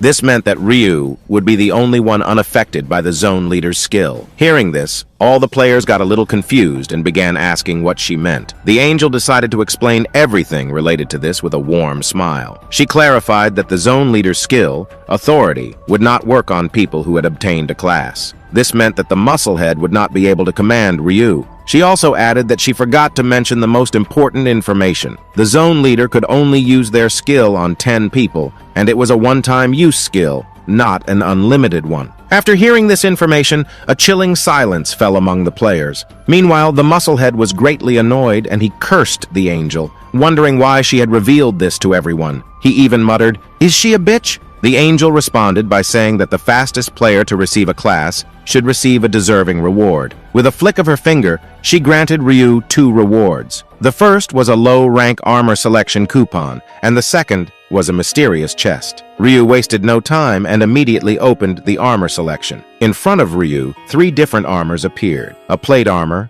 a leather armor, and a mage's robe. Without hesitation, Ryu selected the leather armor, as it would provide some durability without hindering his agility. Next, Ryu opened the mysterious chest, revealing 3 options: 3x experience boost for the round, 3,000 gold, and some information related to round 3. Ryu contemplated his choices, considering that in round 3, monsters would rain from the sky. Therefore, he decided that the 3x experience boost would be the best choice to help him level up. The angel announced that the round had ended, and they would reconvene for round 3 next month. As everyone slowly began to vanish in a bright yellow light, the angel's tone turned creepy as she expressed her anticipation for the next round and the expressions on their faces. With that, the round came to a close, and the system notified that a total of 873,500,205 people had survived this round. In the next moment, we see Youngman panicking, waking up with heavy breathing and drenched in sweat. He first checked his trembling hand, which seemed to be fine, and then his other hand and legs, confirming that they were all intact. This gave him some relief, realizing that as long as he didn't die in that world, no harm would be caused to his real body. With a serious expression, he vowed that in the future, even if God asked him to act rudely in front of Ryu, he would not behave that way again. He didn't want to experience the pain and fear he had felt today ever again. The scene shifts, and we see the bodyguard trying to comfort Aren, who is sitting on her sofa while holding a cup of coffee. She's once again terrified because of what happened, but mentions that this time she didn't do anything. It was all thanks to the bodyguard and Ryu that she was safe. Despite her fear, she smiles and expresses her deep gratitude to the bodyguard, thanking him from the bottom of her heart. The bodyguard, a bit hesitant and shy, replies that he's just doing his duty, which is to guard her body, so it's not a big deal. Aren's expression turns a little sad. She really wanted to express her gratitude to Black Scythe from the bottom of her ass, from the bottom of her heart, and asked if there was any way to do that. The bodyguard explains that since they don't know Black Scythe's real name or what he looks like, there's no way to find him. He adds that he thinks Black Scythe doesn't want his real identity revealed, as he even refused to share his bank account number, which could have led to discovering his true identity. Hearing this, Aren becomes genuinely sad, realizing there's not much they can do, even though she desperately wants to meet him. The bodyguard suggests an idea. If Aren really wants to show her appreciation to Black Scythe, she could consider giving him a meaningful present when they meet in the 3rd round. Aren agrees that it sounds like a good plan and promises to think of something that Black Scythe will definitely like. The bodyguard advised Aren to eat, get some rest, and relax, assuring her that he would see her the next morning. With that, he left her place. As he was about to step into the elevator, his phone rang, and to his surprise, it was none other than the Heavenly Demon on the line. The bodyguard congratulated the Heavenly Demon on obtaining the Dark Knight class. The Heavenly Demon downplayed it, asking about how the bodyguard and Aren were doing. The bodyguard, a bit hesitantly, explained that due to an unfortunate incident, he and Aren had only managed to reach level 8. Fortunately, no one had suffered serious injuries. Upon hearing this, the Heavenly Demon's tone became more serious. The bodyguard, while heading towards his car, mentioned that he was on his way to meet the Heavenly Demon and would provide a detailed report in person, as it was a long story. In a deep voice, The heavenly demon inquired if it was related to Black Scythe, to which the bodyguard affirmed. The heavenly demon instructed the bodyguard to come to his hotel, expressing a strong desire to hear every detail related to Black Scythe. As the bodyguard entered his car, someone was observing him from a distance, and that someone was none other than Ryu. Rewinding time by 10 minutes, we find Ryu waking up from the dungeon, with Wani sound asleep beside him. Ryu wasted no time and immediately activated his tracking skill, anticipating that the first thing the bodyguard would do was report everything to the heavenly demon. Ryu prepared himself to follow the bodyguard's trail, taking advantage of Wani's deep slumber. Returning to the present, Ryu sported a satisfied smile, knowing that his hunch had been correct, as the bodyguard was indeed heading straight to the heavenly demon. The scene shifts to a dimly lit night under the full moon, where the heavenly demon stands on his balcony, gazing at the city below. He's enjoying the peaceful moment and remarks that nights like this are perfect for work. With that thought, he turns away, knowing that he will soon receive a report about Black Scythe and then get to work. After a while, he sits down on his sofa, waiting for the bodyguard to arrive. He can't help but wonder about this mysterious figure, Black Scythe, who holds the #1 ranking in the entire world. Anxious thoughts occupy his mind, and he begins tapping his fingers on the table, contemplating whether Black Scythe had attacked the bodyguard and Aaron. In the midst of his anxiety, he slowly raises his hand and declares that if Black Scythe dared to harm his people, he wouldn't let him go unpunished, no matter his world ranking. At this moment, we finally get a glimpse of the heavenly demon's face. He sits with a dead serious expression, clad in a black suit, holding a glass of wine in one hand, the other on his cheek, and his legs elegantly crossed. He means business and won't take any threats lightly, even from the top-ranked player in the world. Then, as he was thinking about what he would do to Ryu, the bodyguard finally arrived at his place and started knocking on his door. They greeted each other, and then the bodyguard, again with a smiling face, congratulated the heavenly demon for getting a unique class as well as surviving the round. The heavenly demon sat on his sofa and, while drinking his wine, said the second round was easy as a piece of cake. He obtained the unique class as he was lucky, and he is nothing special. The bodyguard said that luck is also a skill. Plus, getting second in the whole of Korea is not something that luck can achieve, and it's an honor that he is working with someone like the heavenly demon. While the heavenly demon was hearing all the praises with a little smile, sipping the wine and glaring at the bodyguard, he placed his wine on the table and said that the bodyguard must want something from him. That's why he is flattering him so much. While the bodyguard was silent. Then, with a gentle smile, the heavenly demon asked, while nodding his head, saying he can ask anything if he wants to, and not to be scared. It's not like he will eat him or something. The bodyguard hesitantly asked if the heavenly demon could tell how or from where he obtained his class. The heavenly demon, with a smile waving his hand, said it was nothing special, as he was just killing some monsters. And suddenly the system notified him that he obtained a class. That's all. Now let's take a closer look at the heavenly demon, grinning mischievously. He's got a little secret up his sleeve. You see, it's not because he battled some monsters that he landed himself a new class. Nope, he was just plain lucky. When that angel handed out unique classes to everyone, he didn't score any regular old skills. Instead, he got his hands on a nifty item that lets him switch classes. All he needs to do is reach level 10, and bam, he'll automatically become a Dark Knight. So when he bragged about his class, he wasn't fibbing. Luck was on his side big time. But here's the kicker. He can't spill the beans about this vital piece of info to just anyone, not even his closest comrade. You see,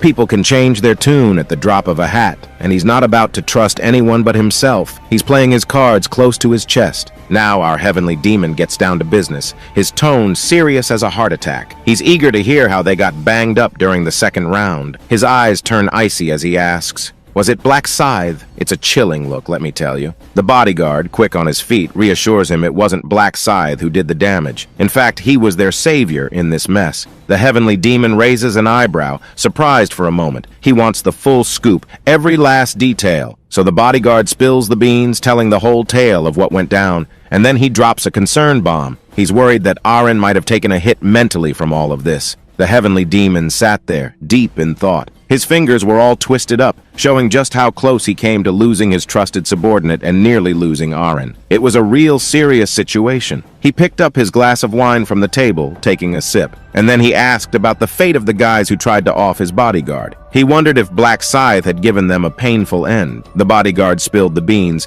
saying that Black Scythe had really given those guys a beating, tortured them till they were begging for death, but he didn't go all the way and kill them. The reason? Well, he figured there was no point in offing them, and he also mentioned that fewer people meant less spots for others to make it through. Hearing this, the heavenly demon nodded in agreement, thinking that Black Scythe wasn't completely off base. But he had a question in mind. What if those guys came back for revenge down the line? The bodyguard laid out the whole torture scenario, and the heavenly demon sipped his wine, going deep into thought. It seemed like Black Scythe wasn't exactly a do-gooder. He probably had his own motives for helping the subordinate, and our heavenly demon didn't like being in anyone's debt. So he decided that he had to meet this Black Scythe character soon. He stood up from his seat, thinking that when he did meet Black Scythe, he'd have to thank him from the bottom of his ass.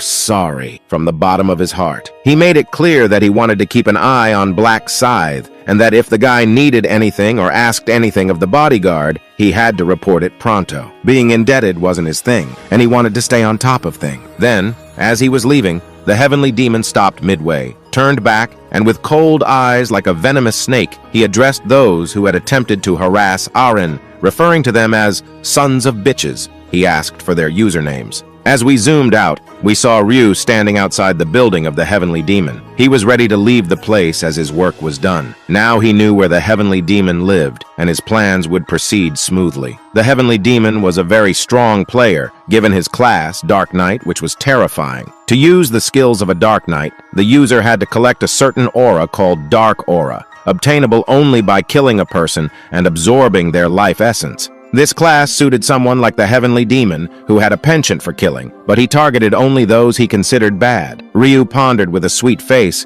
whether having someone like him on his team would be too dangerous. He decided he would manage it when the time came. For now, he had to go somewhere important. He hailed a cab and began to think about recruiting her. The scene shifted to the store where Ryu had bought the lottery tickets. Inside the store, the owner was holding his head, clearly upset and frustrated. He expressed his despair, not knowing what to do. Just then, someone entered the store. It was Juri, the store owner's daughter. Seeing her father in distress, Juri approached him and asked what was wrong. Her father hesitated at first, saying it was nothing, but Juri persisted in her questioning. Finally, he admitted that the government had banned lottery tickets. This sudden turn of events had left him in a difficult situation. He explained that a player had recently won multiple lottery tickets, each worth millions of dollars, and the government suspected it was due to some player skill or related issue. As a result, they had banned lotteries all over Korea, and since their store primarily relied on selling lottery tickets, they were now struggling with very few customers.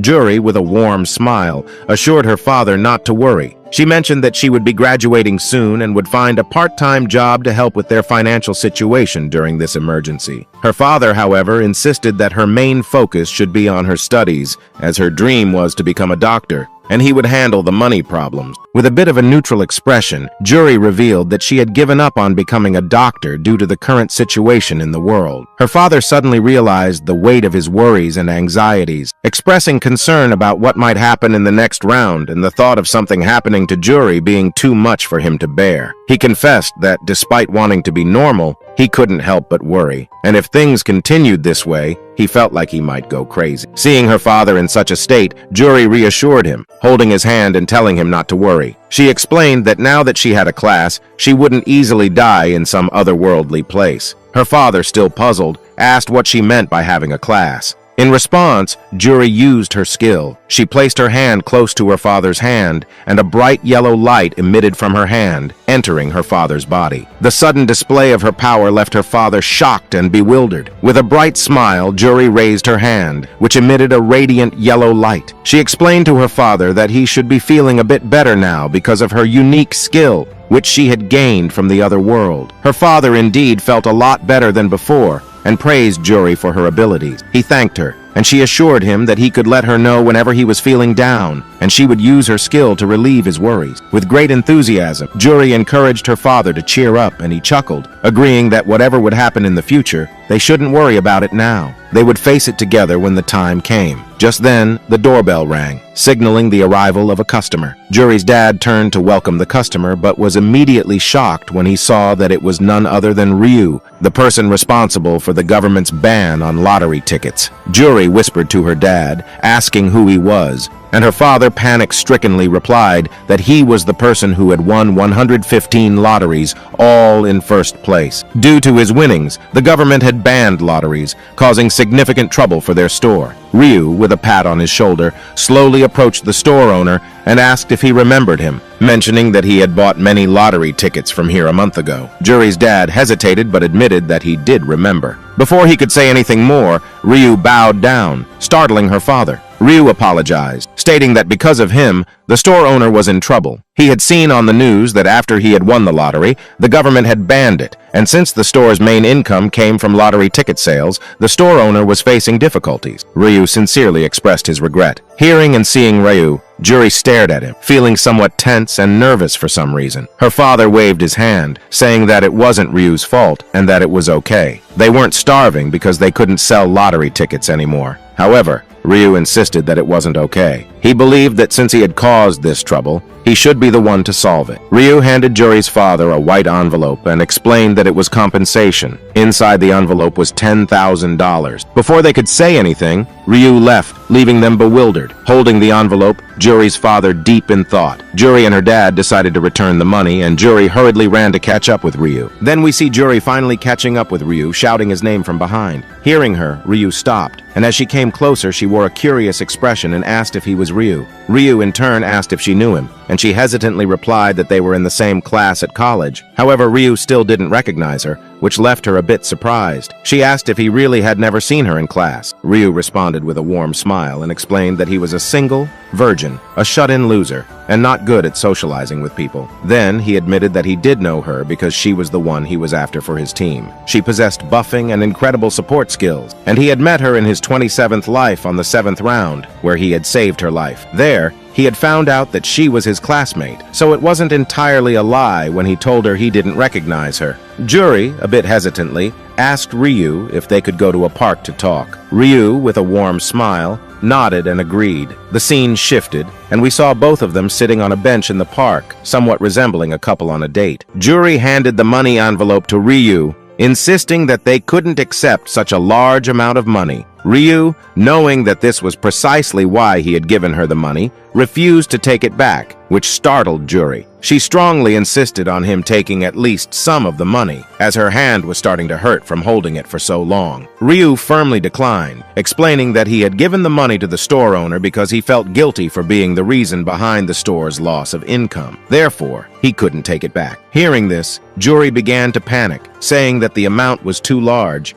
and they didn't know how to repay his kindness, which was exactly what Ryu wanted. Juri then had an idea and suggested that she would take $1,000 and return the remaining $9,000. Ryu questioned why she was deciding what to do instead of the store owner, and she responded by revealing that the store owner was her dad, so she had the authority to make such a decision. Then, a bit sad, Juri mentioned that she still couldn't believe that Ryu had never seen her in class, as she immediately recognized Ryu when she saw him in the store. Then, her expression turned a little angry, and she pouted, and seeing her Ryu to apologize to her in his thoughts. Then suddenly Juri, enthusiastic, moved closer to Ryu and urged him to look at her closely and remember her face and name, Juri. Ryu responded with a warm smile, assuring her that he would remember her. Realizing that she was very close to Ryu, Juri blushed slightly. However, her mood shifted once more, and she became a bit sad and depressed, feeling like introducing herself to her classmate at the end of their graduation was a bit awkward. Ryu, still smiling warmly, comforted her, saying that it was okay because now they knew each other. He suggested that even after their graduation, they could meet. Then, he asked if she would mind giving him her number. Juri blushed a little and hesitated for a moment, but eventually she gave her number to Ryu. Ryu mentioned that friends usually had each other's numbers, and with that settled, he said he had to go and left. Juri noticed that she hadn't been able to return the money in the end, but that wasn't the main concern now. Her heart raced wildly, and she felt overwhelmed. She started to feel shy and blush, confessing that she liked Ryu. She explained that she had seen Ryu in her first year, getting brutally bullied, And from then on, whenever she saw Ryu being bullied, she would call the cops for help out of pity for him. Over time, she had started following Ryu regularly and had found herself developing feelings for him. However, she had never mustered the courage to confess her feeling. Now that she had met him again, and Ryu had helped her family, she decided to be more open about her affection. With a slightly tilted head, and while holding her hair, Juri asked if she could invite Ryu for a meal. Now Ryu was just chilling on his bed, phone in hand, chatting it up with Juri. She asked if he'd eaten yet, and if he hadn't, could they grab some lunch together around 1? Ryu was like, "Sure thing, I'll foot the bill." They chatted for a bit, but Ryu couldn't help but notice that Juri was being extra friendly and trying real hard to please him. He figured maybe she was really grateful because he'd given her a nice chunk of money, but something about her attitude seemed a bit off to Ryu. He thought to himself that whatever the reason, getting closer to Juri like this might mean he could recruit her into his team down the line. So he put on this serious face, got up from his bed, and made a declaration that he'd do whatever it takes to keep Juri alive until the last round. So guys, today's like goal is 4,200. Please like and subscribe to the channel. I thank you all from the bottom of my ass, bottom of my heart, for supporting the channel. Now let's continue. A little while later, Ryu was all dressed up in a black shirt and black pants. Wani, his little bro, saw him like that and got a bit puzzled. He asked Ryu where he was off to. Ryu simply said he was meeting a friend. Now that threw Wani for a loop, because you see, Ryu's a single virgin loser with no friends. Plus, he hardly ever dresses up and takes showers, so it was a shocker. So, Wani got straight to the point and asked, "Is it a friend or a girl?" Hearing that, Ryu didn't see any issue and asked if he couldn't have female friends. Then he hit Wani with a warm smile and told him to go ahead and have lunch without waiting for him. With that, he left to meet up with Juri, leaving Wani in a state of shock. It was a lot to take in, and he had to process it all. Finally, it hit him. Is Ryu really going on a date with a girl? The scene changed, and we found ourselves at a fancy restaurant called Steakhouse. It was one of those really, really expensive joints. Inside, Ryu and Juri were having lunch. Ryu had this warm smile on his face as he asked Juri if she liked the juicy steak they were having. Juri, still kinda lost in her daydream, only caught the word "like" and blushed a bit, asking, "Do I like what?" Ryu clarified, saying he meant the steak, and Juri finally replied that yes, the steaks were absolutely delicious. Ryu told her to go ahead and enjoy as much juicy steak as she wanted, but you could feel the awkwardness settling in. They both sat there, not saying much, and the atmosphere got a bit uncomfortable. Juri was getting more and more shy, not sure how to break the silence. She told herself to be brave and muster up the courage to say something. Finally, she asked Ryu how he managed to win first place in the lottery 115 times. Ryu, with that same warm smile, replied that an old man with a pig on his head came to him in a dream and gave him the winning numbers. Hearing this, Juri tried to picture that old man with a pig on his head and asked Ryu how much he'd won from all those lottery wins. She made it clear that if Ryu didn't want to share, it was totally fine. Ryu, still with that gentle smile, told her that he'd won enough money that he never had to worry about finances for the rest of his life. But to use that money, he'd have to be alive in the next round. Hearing this, Juri hurriedly inquired about Ryu's experience in the first round of the tower. She shared that it felt like being thrown into hell for her, as she had never even killed an ant before, let alone facing the terrifying challenge of taking down 100 goblins. Ryu, with a neutral expression, admitted that it had been quite a challenging experience for him too. Juri then asked Ryu about the zone he was in. Ryu casually sipped his water and replied that he couldn't remember the exact zone number, but the last digit was a 5. Juri, feeling a bit shy, shared that her zone number ended with 7, so it was a shame that they wouldn't be able to meet in the dungeons. She had hoped their zones would be the same. Ryu, with a reassuring smile, thought to himself that she shouldn't be disappointed because in the future, all the zones would merge into one, and they would definitely meet. Juri then inquired about Ryu's level, to which he replied that he was at level 10. She excitedly shared that she was also level 10 and had acquired a class called Supporter. Ryu, intrigued, asked if that meant she could buff other people's stats like in-game. Juri, now more confident, explained that her skill was called Bless, and by using it, she could enhance all the stats of whoever received her blessing. She activated her skill, and a green light emanated from her hand as she placed it close to Ryu's head. A magical pattern formed, and the system notified Ryu that all his stats had been increased by 50%,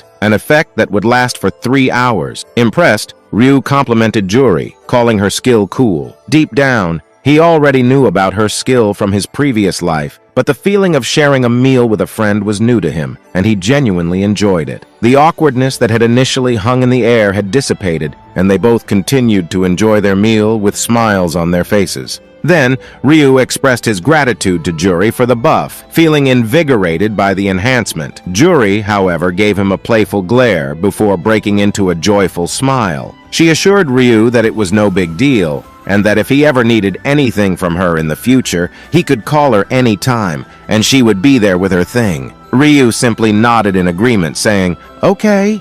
Then Ryu inquired about what Juri wanted to tell him on the phone, and Juri seemed a bit startled. Realizing she should have mentioned it earlier, she playfully scolded herself for being a bit slow. However, with a gentle and warm smile, she began expressing her gratitude to Ryu for the money he had given them. She explained that the money had been a tremendous help, as her family was in debt, and they had managed to repay all their loans thanks to Ryu's assistance. Her father was now happy, all thanks to Ryu's generosity. She also promised that she would find a way to repay the money in the future. Ryu was a bit surprised by this expression of gratitude and told Juri that she didn't need to repay him. He reminded her that he had already acknowledged that he was responsible for her father losing customers, so it was only fair for him to compensate for it. Hearing this, Juri stood up, clapping her hands, and excitedly mentioned that if Ryu didn't want money, she could offer him something else. Then, her hand started to emit a bright yellow light, and she took out an item from her inventory. Curious, Ryu asked her what it was, and Juri extended her hand, revealing a purple crystal with unusual patterns. She admitted that she didn't know what it was, but she had obtained it while killing goblins. She insisted that Ryu take it, and said he couldn't refuse. The scene then shifted to outside the restaurant where Juri bid farewell to Ryu. Ryu, in return, wished her to take care and not to die in the next round. After Juri left the park, Ryu wore a serious expression and opened his inventory to check the description of the peculiar crystal she had given him. The system notification revealed that it was a low-rank purple mana stone. Ryu hadn't expected to obtain this item so soon, especially not from Juri. As Ryu held the purple mana stone high in his hand and gazed at it with a contemplative look, he remarked that he knew exactly what this item was, but hadn't anticipated receiving it, especially not from Juri. He proceeded to explain that once a player reached level 20, they unlocked a feature called Combination. This feature allowed players to fuse mana crystals like the purple one with their equipment, granting the equipment unique skills or attributes. There were 7 types of mana stones: red for damage, orange for strength, yellow for luck, green for agility, blue for intelligence, and dark blue for defense. Ryu emphasized that the purple one was the rarest, with a very low chance of obtaining it. Unlike the other crystals that increased specific attributes, the purple stone enhanced skills or attributes for all stats. With a gentle smile, Ryu expressed his luck at receiving the purple mana stone for free, considering it a fortunate turn of events. He then realized that his luck stat was doubled due to the Bless skill. Was that the reason he was having such a lucky day? However, Ryu's meeting with Juri was primarily thanks to her Bless skill. With only 30 minutes left until the buff expired, Ryu wanted to open the golden mysterious pouch he had acquired in round 2, capitalizing on his doubled luck stat. But before that, Ryu reached into his pocket and pulled out a packet full of small mealworms. Still holding the worms with a serious expression, Ryu proceeded to explain that his slaughterer skill increased all his stats by 1% for each opponent he killed, and this applied to bugs as well.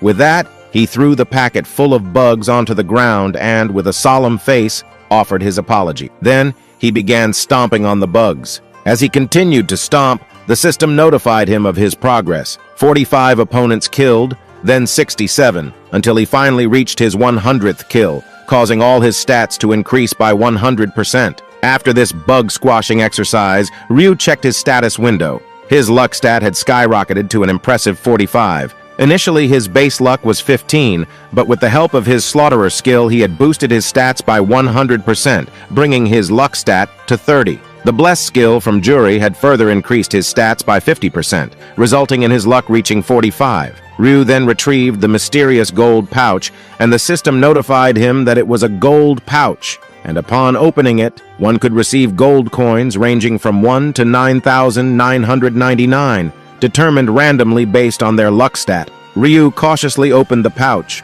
holding high hopes, but expecting to receive no more than 6,000 gold. However, what he witnessed left him utterly astonished. his eyes wide open in surprise. The system notified him that he had obtained a whopping 9,999 gold. Seeing this, Ryu couldn't contain his happiness, exclaiming that today, the god of luck was truly on his side. With this newfound wealth, he now had a total of 16,249 gold. Ryu added that he could buy an epic item with this amount and still have money left over. However, he had no plans to spend any money at the moment, as the item he desired would become available in the shop after 2 weeks. With that decision made, Ryu closed his status window and inventory. The scene then shifted back to Ryu's building. As Ryu entered the room, he greeted Wani, who was sipping hot chocolate. Seeing Ryu, Wani's eyes sparkled with excitement as he eagerly asked how Ryu's date had gone. Ryu, on the other hand, was momentarily taken aback by the question and paused.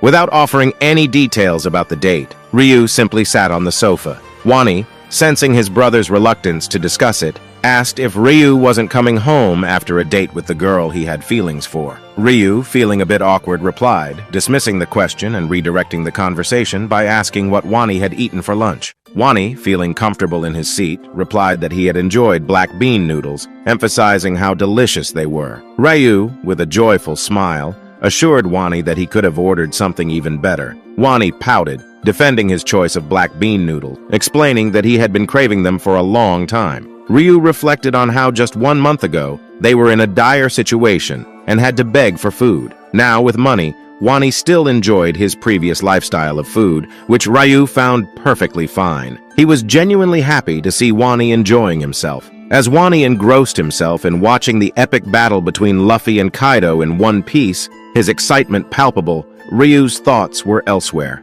Ryu had his mind on the price of Bitcoin, contemplating that it would rise by a significant margin in the next 2 weeks before potentially crashing. He knew he needed to withdraw his money before the crash, but he had some plans in mind. One of those plans was to buy a Lamborghini. To make this dream a reality, Ryu first decided to obtain his driver's license. He took the driving license exam and aced it with a remarkable 95% score, leaving everyone astonished. With his license secured, Ryu wasted no time and placed an order for a Lamborghini. Finally, the day arrived when the price of Bitcoin increased by a factor of 10, prompting Ryu to swiftly withdraw all his Bitcoin holdings. Now, with a devilish grin on his face, Ryu was visibly pleased with his actions. Seeing him smile like that, Wani couldn't contain his curiosity and asked if something good had happened. Ryu explained that he had just sold all his Bitcoin and made a massive profit. When Ryu asked how much he had earned, he revealed that he had made 300 billion won, equivalent to a staggering $222,662,700. Wani was utterly shocked by the astronomical amount, and he started to shake with disbelief. Ryu casually mentioned that they had multiplied their initial investment by 20-fold and sat back on the sofa, relaxed. Now, Wani, still in disbelief, said when Ryu first told Wani he invested all their money into Bitcoin, Wani wanted to stop Ryu, but now to think they hit the mega jackpot. Ryu, with a warm smile, replied that he was just lucky as he himself didn't know they would have won that big. That's why he withdrew all the money, as greediness leads to destruction. Then Wani asked, "That means Ryu will not invest in Bitcoin anymore?" And Ryu replied, "Yes, no more Bitcoin stuff." Hearing this, Wani let out a sigh of relief as he took a sip of his hot coffee. However, Ryu dropped another bombshell. He planned to invest all the money into stocks. Wani was so shocked that he ended up spilling his hot chocolate, and with teary eyes, he asked Ryu why he was taking such a risky step when they already had enough money to secure their future generations. Ryu remained cool and reassured Wani not to worry, insisting that everything would work out and that he should trust him. Ryu pointed his finger upwards, explaining that an old man with a pig on his head had come to him in a dream and predicted the rise of Bitcoin, which had led to profits. The same old man had also given him insights into which stocks would increase in value, further reinforcing his confidence in the stock market. Hearing this, Wani, still stressed, believed what Ryu told, saying to do as Ryu wished, but at least to keep some money in reserve just in case something happens. Ryu understood Wani's concern, but knew the future and believed that his investments would pay off. Now scrolling his phone, searching multiple companies, Ryu wanted to invest in the company named Heavenly Demon Consulting. This is a no-name company now, but in the future this will become the #1 in Korea and dominate everyone. Ryu purchased a 31% share of the company, ensuring that he would have some influence as it grew. Then a murmur broke Ryu's attention, and as he turned back, he saw Wani intensely praying to the old man with a pin in his head, saying, Please make the company that Ryu is investing in grow. Seeing this, Ryu let out a joyful smile. Then, the night had arrived, and Ryu lay on his bed, eagerly anticipating this day. He opened the store window, revealing a list of various items. Among the options was one called Today's Item. Clicking this option allowed you to obtain a random item ranging from normal rank to high rank. To unlock this chest, you had to pay 4,600 gold. It might seem foolish to open a random chest at such a high price, risking getting a common rank item worth only a few gold. But Ryu knew the future. He had opened this chest 99 times, every other day, and he knew which item would appear. With confidence, he opened the random chest, and voila! Ryu received an epic item called the Skeleton Bone Necklace. It was an epic item with a unique effect. After defeating an opponent, it would increase the intelligence stat by 3 points and attack speed by 1. However, this effect would only last for 1 round, and it was capped at 25%, meaning Ryu could only increase his stats by a maximum of 25%. Ryu then used the 50% coupon he had obtained from a class-changing quest to purchase the necklace at half price, which amounted to 2,300 gold. Now Ryu was fully prepared for the next round. As time passed quickly, the day arrived, March 1st, 2023. Slowly but surely, one by one, the players started to appear on the third round of the dungeon. A dense and tense atmosphere enveloped the area as the players whispered among themselves, wondering what this place was. The players began to explore their surroundings, realizing that this place was once a village that now lay in ruin. They saw the remnants of what used to be a thriving village, but it had been reduced to rubble. A massive castle gate loomed over the village, surrounded by the remnants of a fortress. The atmosphere was thick with tension and uncertainty. Suddenly, a massive purple crystal materialized in the middle of the village, causing panic among the players. Anxiety filled the air, but Ryu, standing calmly in the background, didn't seem fazed. Then Ryu noticed the Musclehead. Some players started to gossip while seeing the Musclehead, saying the last round he became the zone leader by threatening everyone,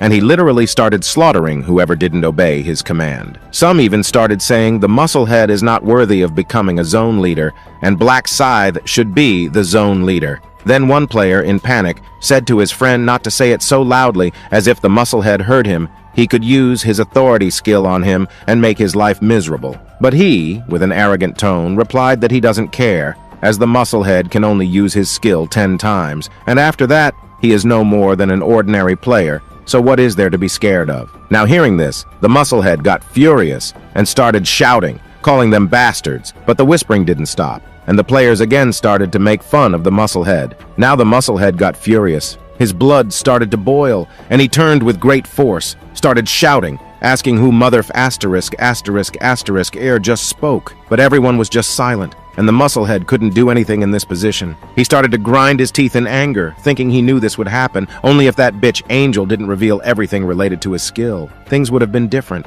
but then something funny happened. Well, you see, suddenly Youngman came and arrived on the scene with quite a dramatic entrance. He forcefully bowed his head before the Musclehead, exclaiming a loud and cheerful, "Hello?" The Musclehead was taken aback by this sudden display and inquired about the newcomer's identity. Youngman, his voice tinged with submission, introduced himself as Youngman and respectfully addressed the Musclehead as his senior. He explained that he had come to pay his respects to the Musclehead. This response left the Musclehead somewhat puzzled. He questioned whether he knew Youngman, to which Youngman replied that they were strangers. However, he confessed that his life's ambition was to become a gangster just like the Musclehead, and that he was a massive fan, and how Youngman begged the Musclehead that he wants to come inside.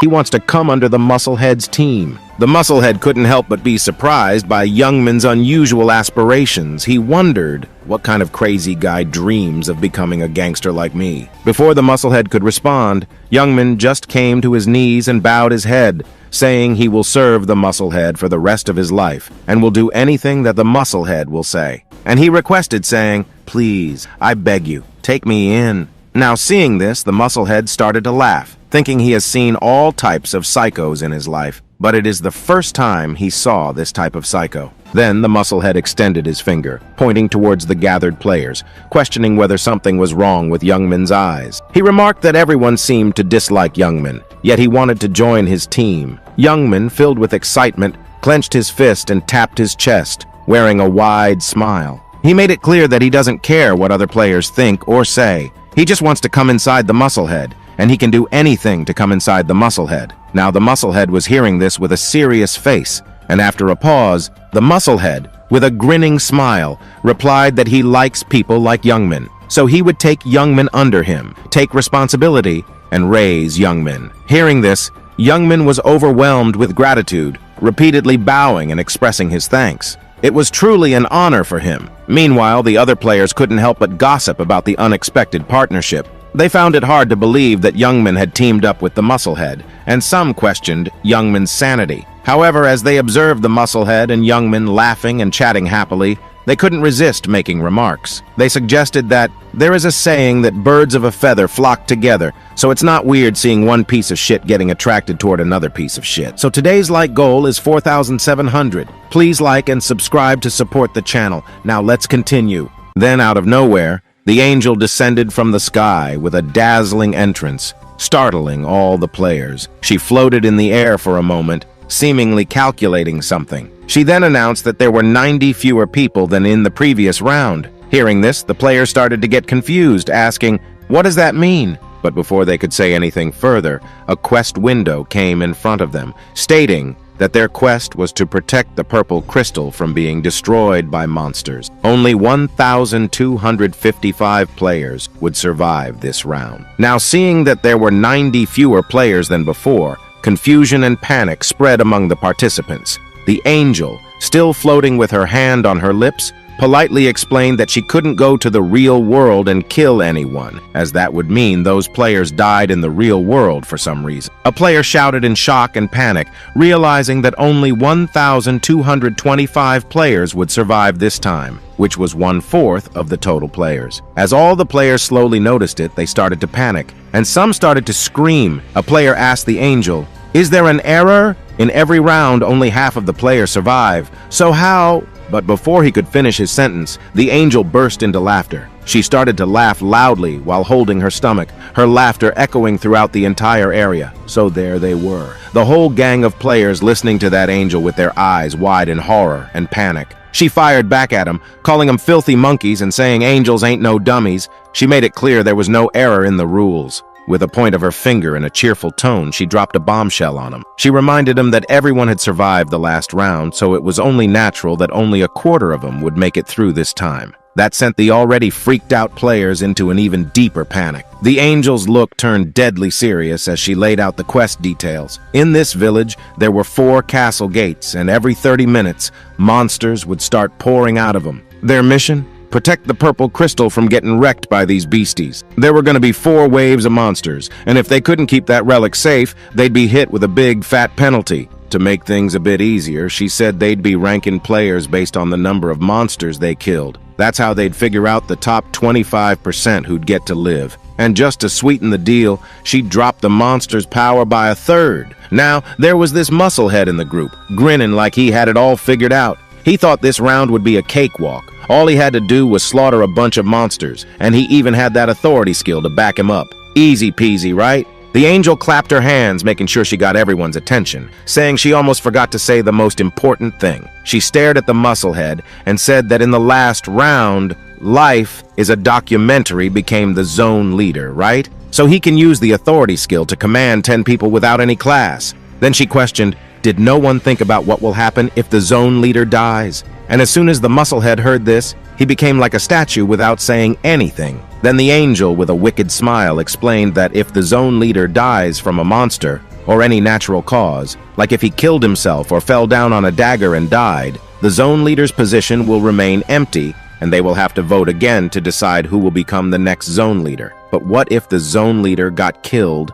by another player? The musclehead was still frozen in his position in shock when the angel continued that if a player kills the zone leader, then the one who will kill him will automatically become the zone leader, and he can also use 10 authority commands regardless of what the previous zone leader had used. As soon as she said this, all the players turned their gaze toward the musclehead with a deadly look, like they would eat the musclehead alive. Then the angel clapped her hands again, saying the monsters will appear in 10 minutes, and she hopes everyone will work together and survive. But then she smiled, looking like she was too happy, enjoying the moment and glaring at the musclehead, saying that she hopes everyone works together, but she is not sure if he will be able to. With those last words, she vanished, leaving the musclehead shaking in anger. Then the musclehead started to scream in anger, cursing the angel and calling her a bitch. However, a whisper caught his attention, and when he turned around, he noticed the players were ready with their weapon, ready to attack. Seeing this, the musclehead also took out his dagger in anger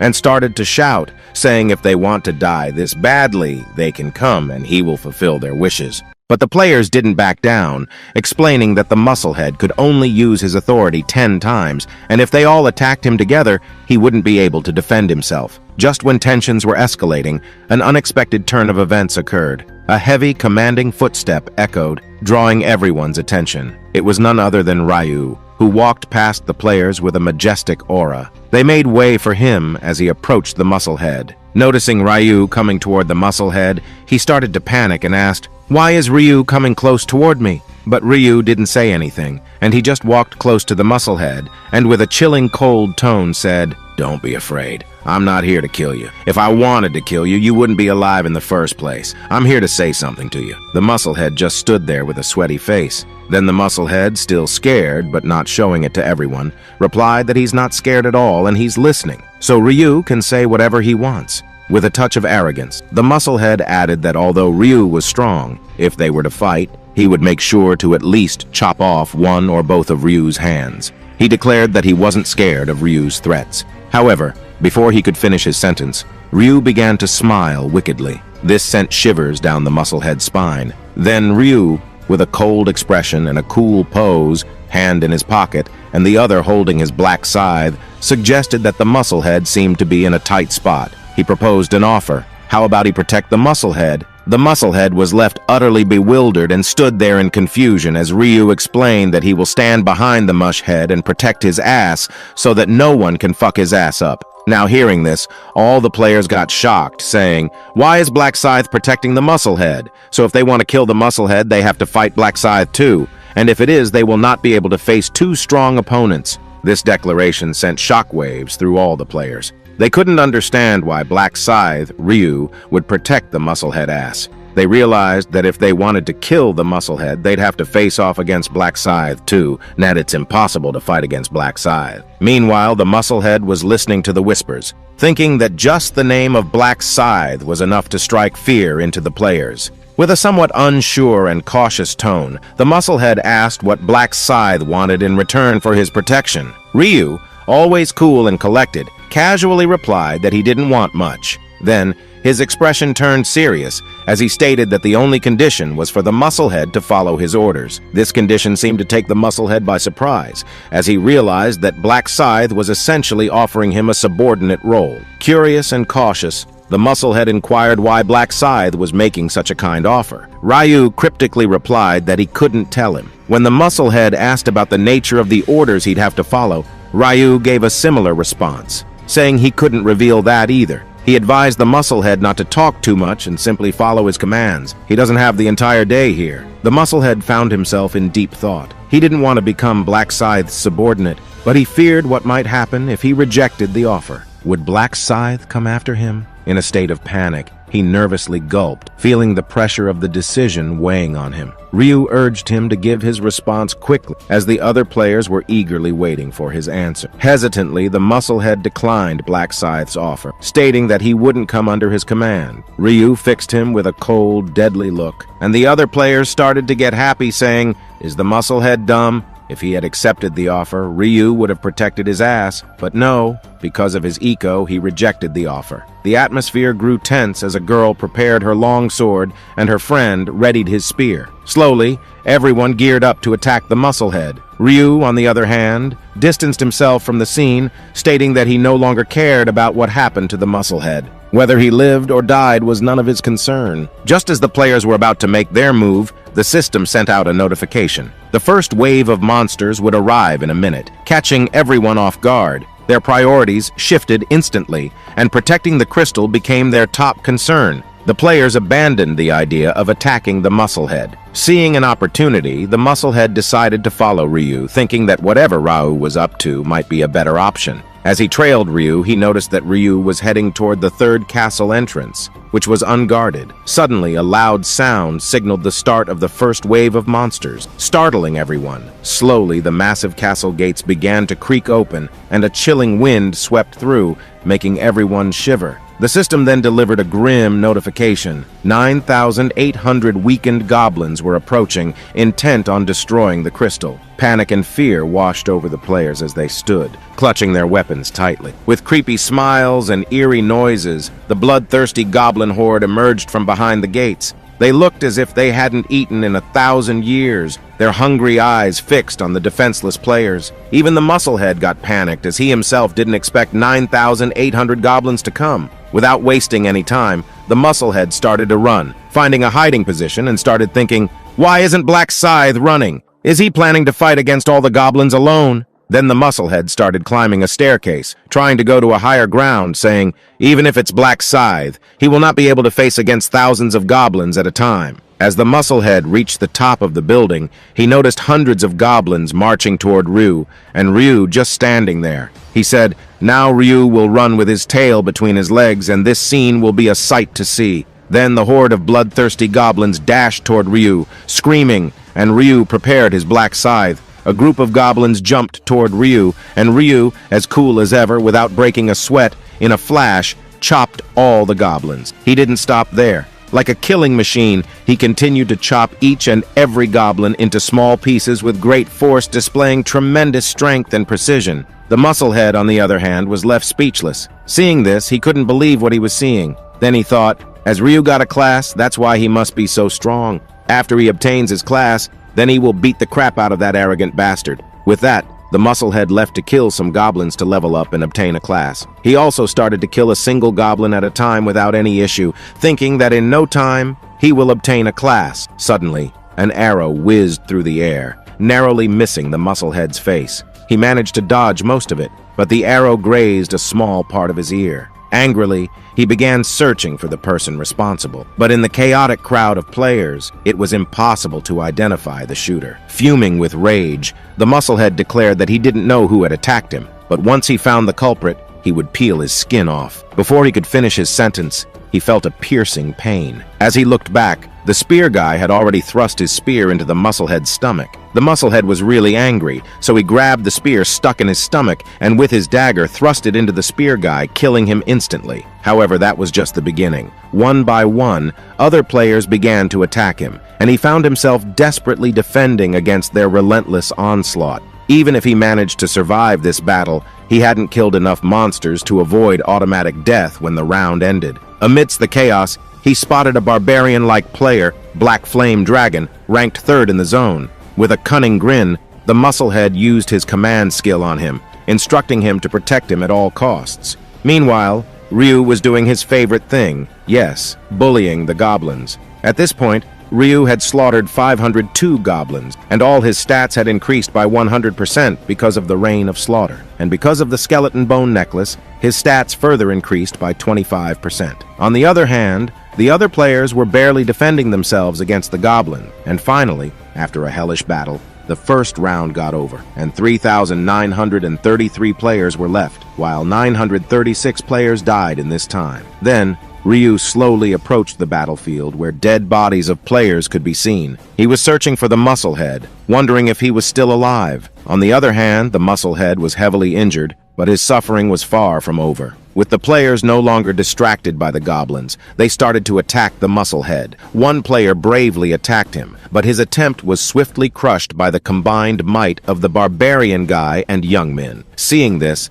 the musclehead was thankful that he had those bastards to protect him because of the authority of command. He managed to survive the first round. Then, Youngmin asked the musclehead in concern if he's okay, and seeing that the musclehead was in deep thought, Youngmin followed him, even though he did not use command authority on him. But then, he started groaning in pain as the wound in his stomach was too deep, and he was bleeding heavily. However, before he could even take a sigh of relief, the second wave of goblins began to surge towards them. The goblins started running towards Black Scythe, Ryu. With a serious expression, he did not hesitate to slice the goblins with his scythe. He continued to attack multiple goblins at the same time. The bodies of the dead goblins were piling up on the ground. Then, the system notified him that he had reached level 20. His rank had risen from apprentice to regular. He could now use the combination function. He wiped his sweat as he rejoiced in reaching level 20, saying that now he could use the combination function to create unique items that can't be obtained in the store. Then,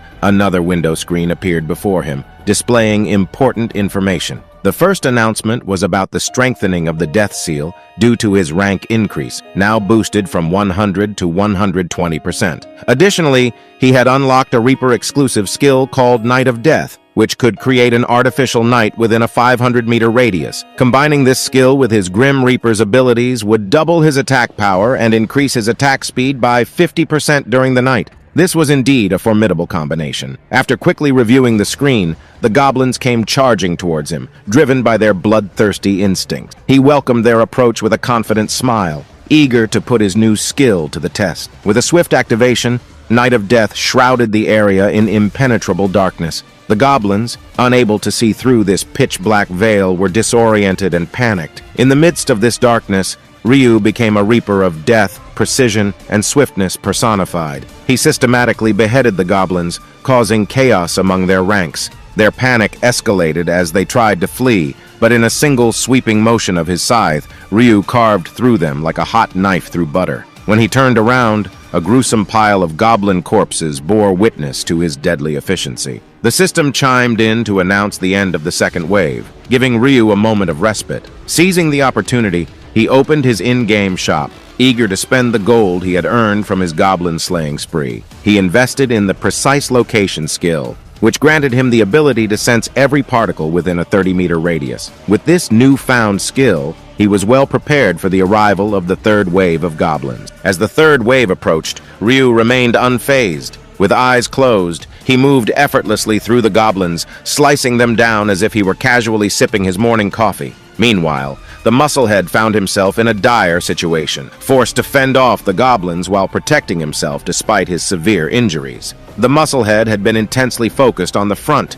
engrossed in the battle before him. However, a sudden eruption of screams from behind shattered his concentration. When he turned around, a horrifying sight awaited him. His subordinates were being mercilessly slaughtered, and a group of aggressive players was advancing, determined to end his life. Arrows rained down upon him, and in a desperate bid to shield himself, he grabbed two of his subordinates and used them as human shields, blocking the deadly projectiles. Now only he and 3 others were left, facing a larger group of players ready to kill them. Realizing that he couldn't win this battle, the musclehead made a quick decision to flee. He started running from the scene, with the players hot on his heels. His only goal was to survive for 1 more hour. If he could do that, he would make it to the next round, as he was already among the top 25%. However, the relentless players chasing him had other plans, and they were determined not to let him live. In his desperate flight, the musclehead encountered Ryu up ahead. Panic overcame him, and he rushed toward Ryu, offering to accept any deal Ryu proposed. He was ready to do anything, from licking Ryu's feet to killing anyone for him. But Ryu merely glared at the musclehead with a cold, deadly look, and firmly stated that he refused to accept the musclehead. As shock registered on the musclehead's face,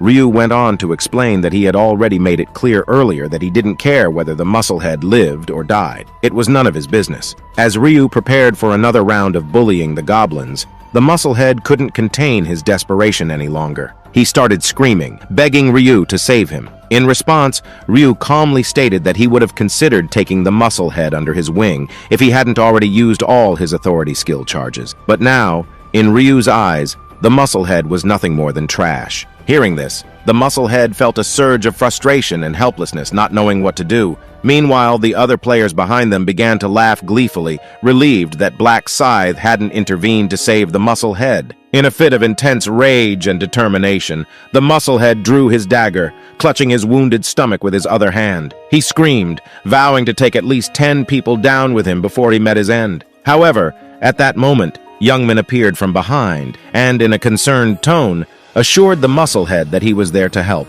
Seeing Youngman, the musclehead's face lit up with happiness, and he gave a wide smile. He expressed his confidence that Youngman would come to his rescue and promised to reward him generously once he survived this round. And when he was too weak to fight back, instead of protecting the musclehead, Youngman, being an even bigger piece of shit than the musclehead, delivered a heavy, skull-crushing blow to him, causing him to fly backward with his nose broken. Then, Youngman grabbed the musclehead by his collar while the musclehead was in pain, grinding his teeth. Youngman gave yet another heavy punch to the musclehead's face, causing him to start coughing up blood. But Youngman was even more of a bigger piece of shit than the musclehead. So, Youngman started a barrage of heavy punches all into the musclehead's face. After a few hundred punches, the musclehead was now lying on the floor, blood coming from his nose, ears, and mouth. His one eye got injured, and slowly his vision was going blurry as Youngman glared at the musclehead with a wicked smile. But wait, it was not enough. So today's goal is 4,900 likes. Please like and subscribe to support the channel from the bottom of your ass. Then Youngman lifted his foot high, and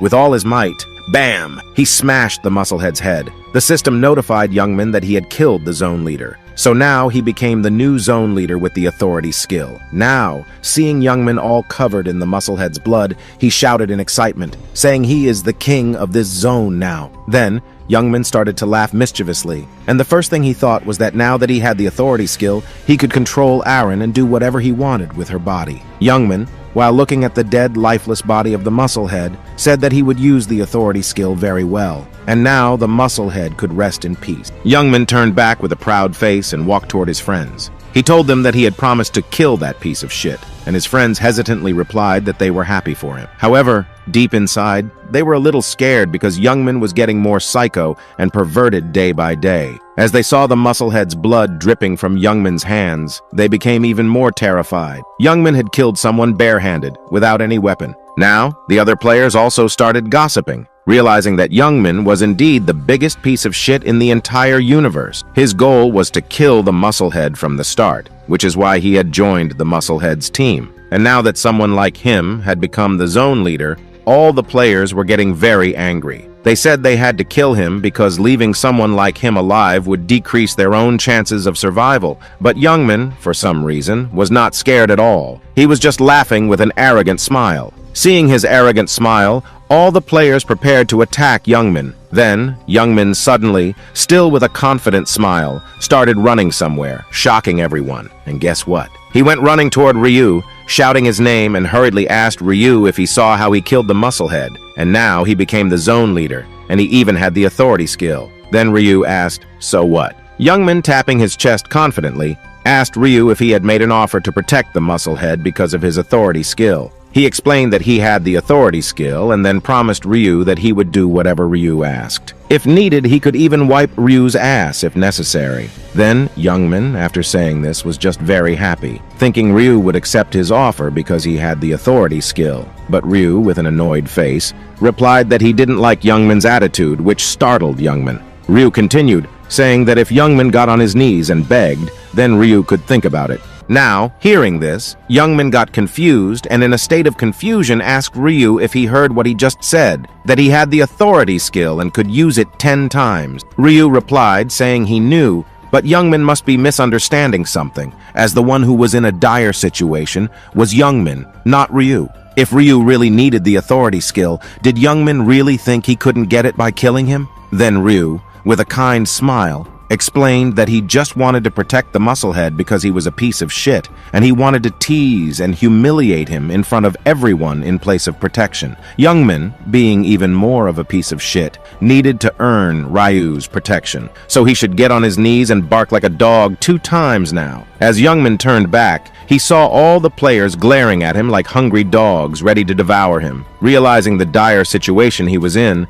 Youngman turned toward Ryu, and after taking a deep breath, he bowed down in front of Ryu, saying he was Ryu's slave and barked like a dog. "Ruff! Ruff! Ruff!" Then Ryu just stared at him as he barked like a dog for a while with a satisfying look, thinking that he really didn't care about the musclehead. But unlike the musclehead, Youngman did have some value, and he had future plans for him. But before that, he wanted to bully him to his heart's satisfaction. And after begging like a dog, Ryu finally accepted Youngman to come under him. Hearing this, Youngman started bowing heavily with a surprised face, thanking Ryu continuously. Seeing this, Ryu, with an annoyed and disgusted look, said that if Youngman ever even thinks of betraying him like what he did to the musclehead, he will chop Youngman into small pieces and feed it to dogs. With that, Ryu, with a majestic aura, started walking toward the players, leaving them in a state of confusion, wondering what was happening and whether Ryu would really protect Youngmin. Some foolish individuals even contemplated attacking Ryu and Youngmin together.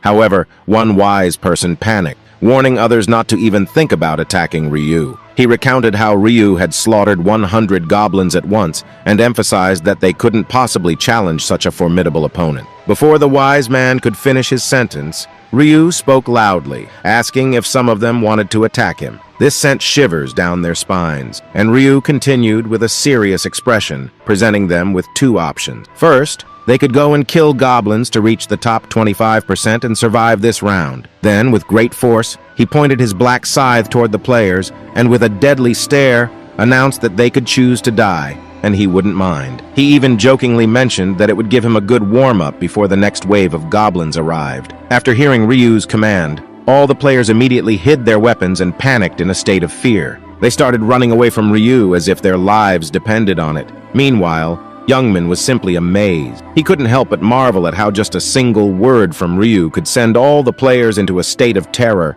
causing them to flee like frightened rats. Youngmin started laughing and gave Ryu a knowing look, realizing that when he used to be Ryu's enemy, he had also witnessed just how terrifying Ryu could be. Now, he felt safe with Ryu on his side. As Ryu observed the players battling the wolfmen, he couldn't help but smile to himself. He thought that now that he had everything he wanted, he could finally begin his grand plan. Ryu called Youngmin over, and Youngmin happily approached him, addressing him as Sir. Ryu spoke in a deep voice and made a serious request. He asked Youngmin to use all his 10 authorities to break the purple relic that all the players were protecting. Youngmin was shocked by this command. He remembered that the angel had instructed them to protect the relic at all costs, and failure to do so would result in a heavy penalty. Youngmin was frustrated and puzzled, wondering why Ryu was ordering him to break the relic. Using all his 10 authorities would also mean he couldn't control Arin and engage in any lewd activities with her. Youngmin hesitated,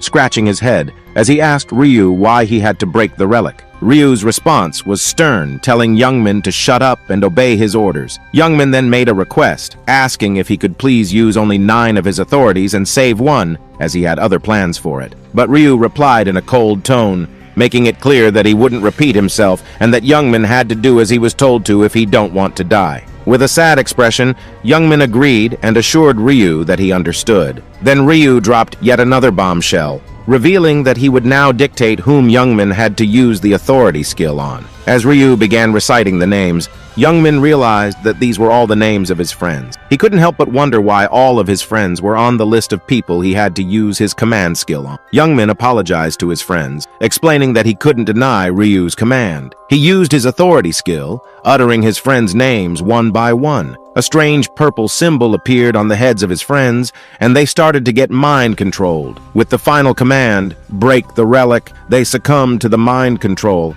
Suddenly, a system notification appeared in front of all the players, stating that the relic was being attacked. Shocked and panicked, the players turned toward the relic and saw 10 people breaking it. In a state of panic, they rushed toward them to stop the destruction. Some players managed to trap a few of the culprits, while others were killed in the chaos. However, before the players could take further action, a crack formed in the crystal, and with a resounding crash, it shattered into small pieces. A massive system window appeared, announcing that the relic had been broken and that they had failed the main quest. As a penalty, the agent of divine punishment would be summoned, attempting to kill everyone for 30 minutes. After that, the round would be over. A sense of horror and panic enveloped the area as players grappled with the gravity of the situation. They questioned who this divine punisher was and what they should do next. Meanwhile, Ryu stood holding his black scythe with a slight smile, confident that everything was going according to his plan. A system window appeared in front of everyone, announcing that a sub-quest would begin,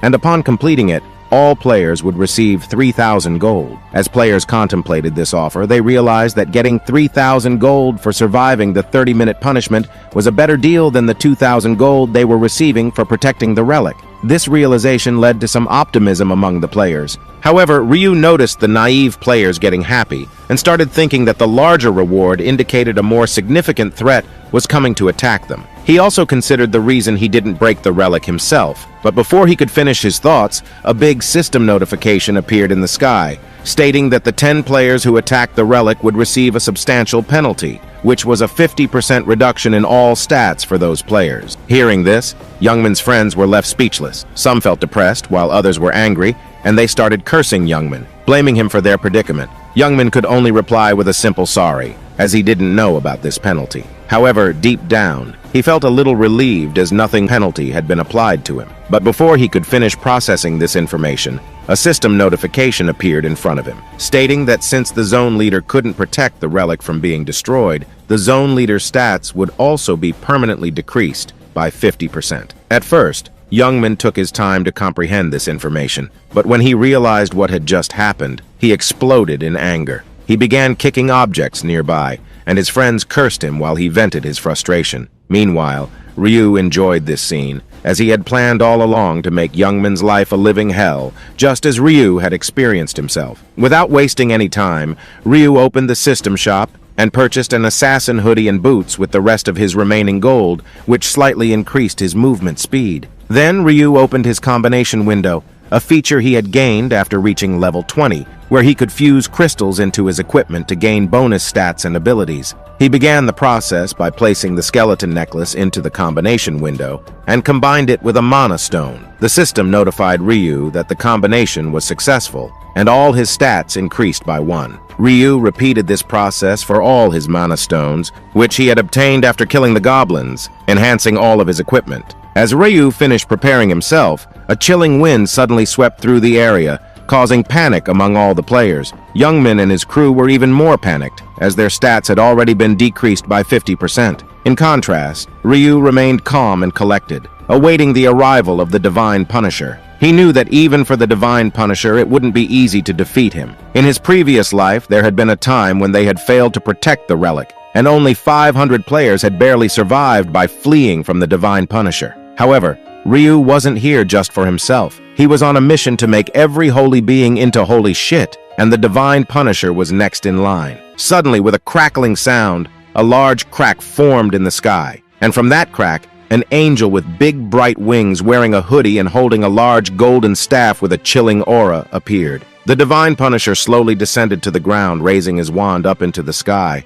Under his hoodie, 2 creepy eyes stared at the players as he asked, "Any last words?" With that, he tapped his staff onto the ground, and the entire ground started shaking. All the players were hit by a tremendous pressure and could barely stand, while Ryu gazed at the Divine Punisher like an ice cream ready. A new quest has been issued, and everyone has to survive or dodge the attacks of the Divine Punisher for 30 minutes. The Divine Punisher slowly descended to the ground, raising his wand up into the sky. Under his hoodie, 2 creepy eyes stared at the players as he asked, "Any last words?" With that, he tapped his staff onto the ground, and the entire ground started shaking. All the players were hit by a tremendous pressure and could barely stand, while Ryu gazed at the Divine Punisher like an ice cream ready to be licked. Then, the purple energy wave slowly started to cover the entire area, and the system notified everyone that the agent of Divine Punisher had cast a restriction field. As the players tried to run from that area, the purple aura formed a barrier, restricting the players from going outside the area.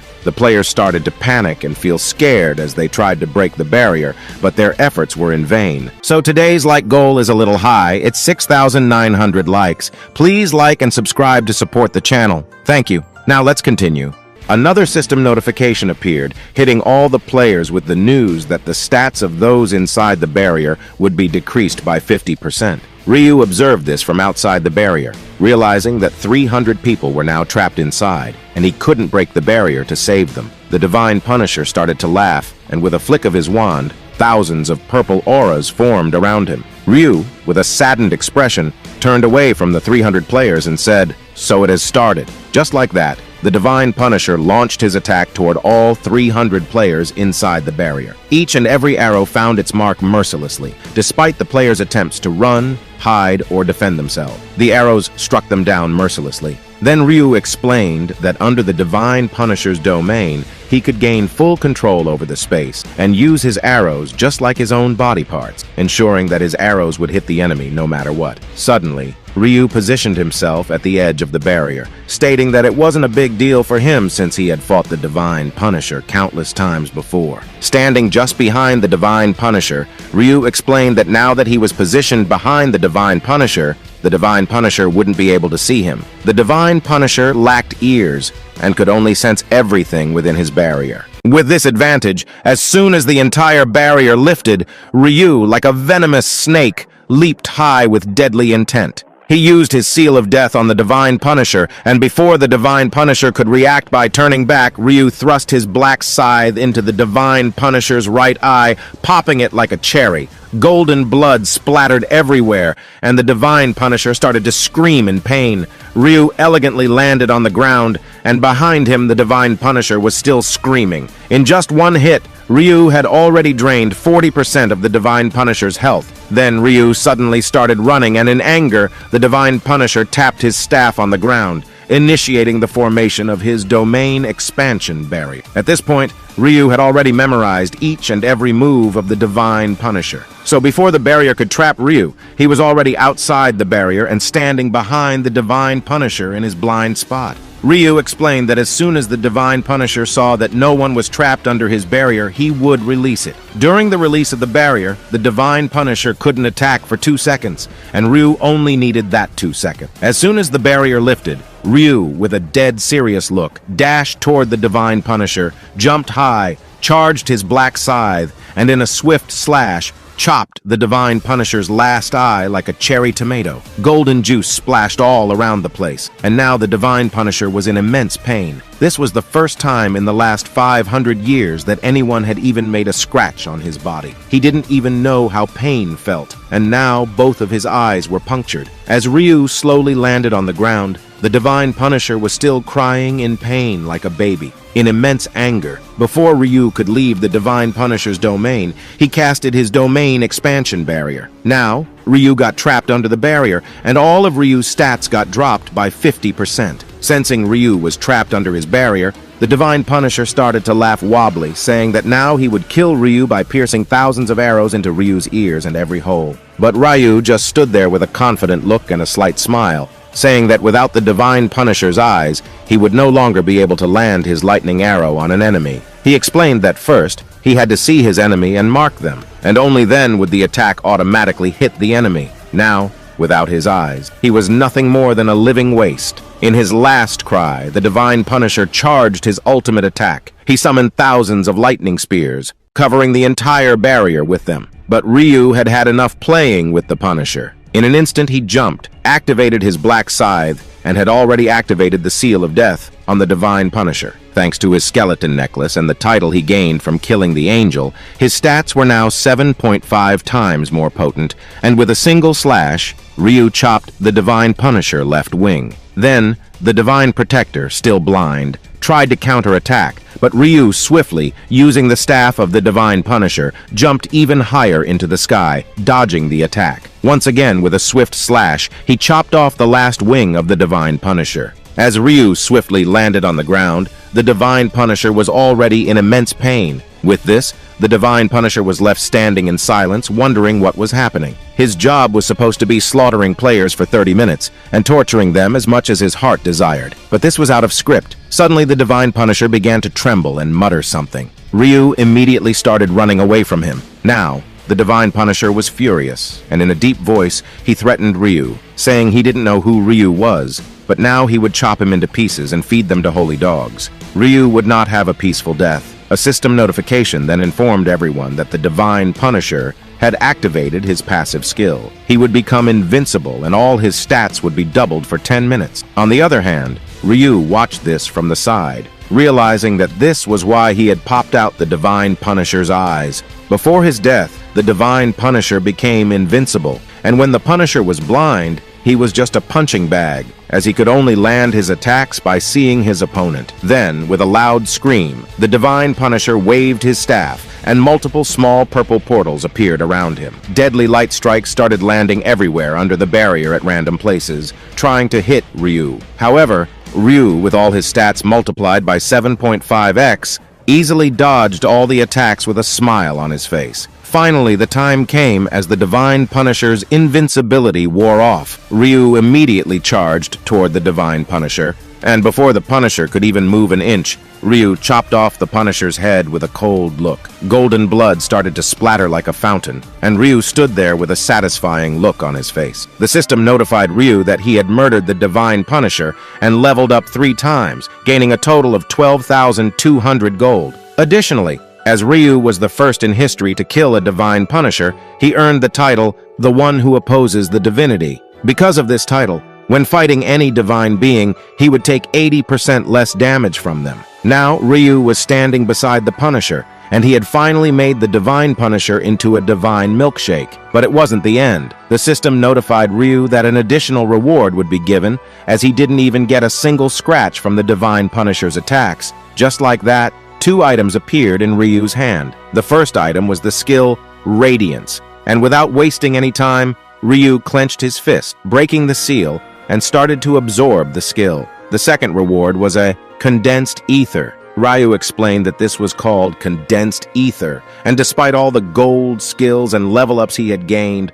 the main reason he defeated the Divine Punisher was for this item. It was an important material for crafting a divine-ranked item. Finally, he successfully absorbed the skill Radiance. With this skill, he now had a passive ability. Ryu's intelligence would increase by 1 with each level, and all his divine-type skills would receive a 1% boost with each level. This meant that as he was now level 30, he would automatically have 30 intelligence, and the same applied to his divine-type skills. Now, the Punisher had been turned into a holy shit, and everyone was just standing there cheering and calling Ryu a monster. Some were even calling him their savior, as he had single-handedly slaughtered the Punisher like a vegetable. As the Punisher's body was disappearing, there was a jittering sound, and an angel appeared from behind, amazed by what she saw. She commented with a, "Wow, amazing." Hearing this, all the players turned back in shock. The angel was floating just above Ryu's head, holding her chest and speaking in a kind voice as she praised Ryu. She couldn't believe that a human had managed to kill a Punisher, even now seeing it with her own eyes.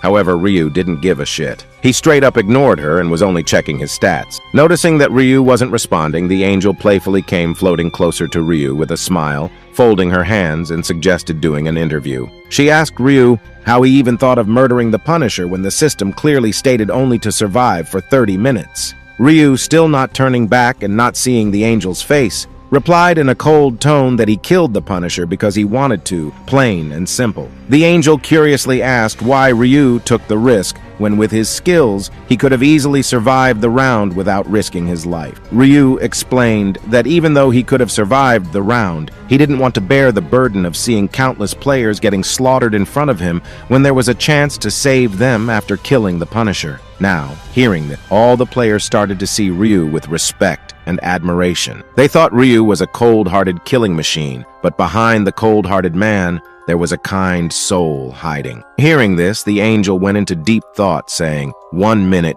humans kill each other, and the next minute, they want to save each other. Humans are really weird." But then she turned her head away, saying it's none of her business. Ryu, with a warm smile, thought to himself that these celestial beings would never understand human emotion. Then the angel cleared her throat to get everyone's attention. With a mischievous smile, she announced her intention to announce the top 25% and eliminate the remaining players. A huge hologram appeared in front of everyone, and upon seeing it, every player was bewildered. Ryu alone had killed 3,600 monsters, and on top of that, he was level 30. The second-ranked player hadn't even killed 1,000 monsters. Ryu was simply too much of a monster. As always, the system recognized Ryu as the #1 ranked player worldwide and rewarded him with a special prize, an intermediate-grade rare ring selection coupon. Ryu didn't waste a single second and used the coupon. 3 rings appeared in front of him: the Ring of Rushing Wind, the Ring of Azure Magic, and the Ring of Resistance. Ryu chose the Ring of Resistance, which increased his luck by 4 and enhanced his resistance by 30% against status effects. This choice was crucial,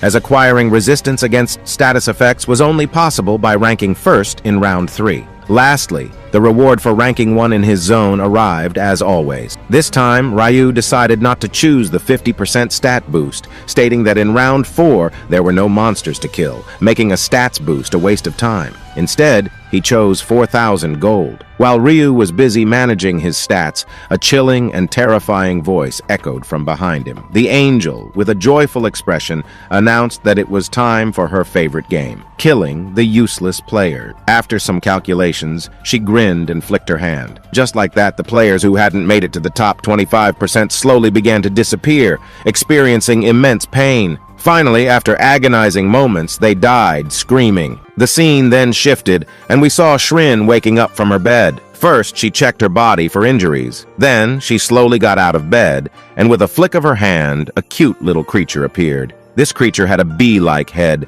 butterfly-like wings, and a bird-like body. The creature landed on her shoulder, and she explained that these cute creatures were fairies. Thanks to them, she had survived round 3, as the fairies worked as shields to protect her and even healed her wound, and took out a purple crystal from her inventory, saying that she had obtained this mysterious crystal while killing monsters. She stood beside the window, pondering whether to give this crystal to Black Scythe and wondering if he would like it. A blush crept onto her face as she thought about it. Meanwhile, as soon as Youngman woke up from his sleep, he grabbed his lantern and angrily threw it into the wall, shattering it. He was sweating and clearly furious because the system had notified him that the penalty had been applied. Now, all his stats had been permanently reduced by 50%. Now, Youngman was really nervous and worried as he watched his phone ring in his hand. It was a call from his friend, the one on whom he had used his authority skill. After staring at his phone screen for a moment, he finally answered it, his voice chilling. He tried to say hello,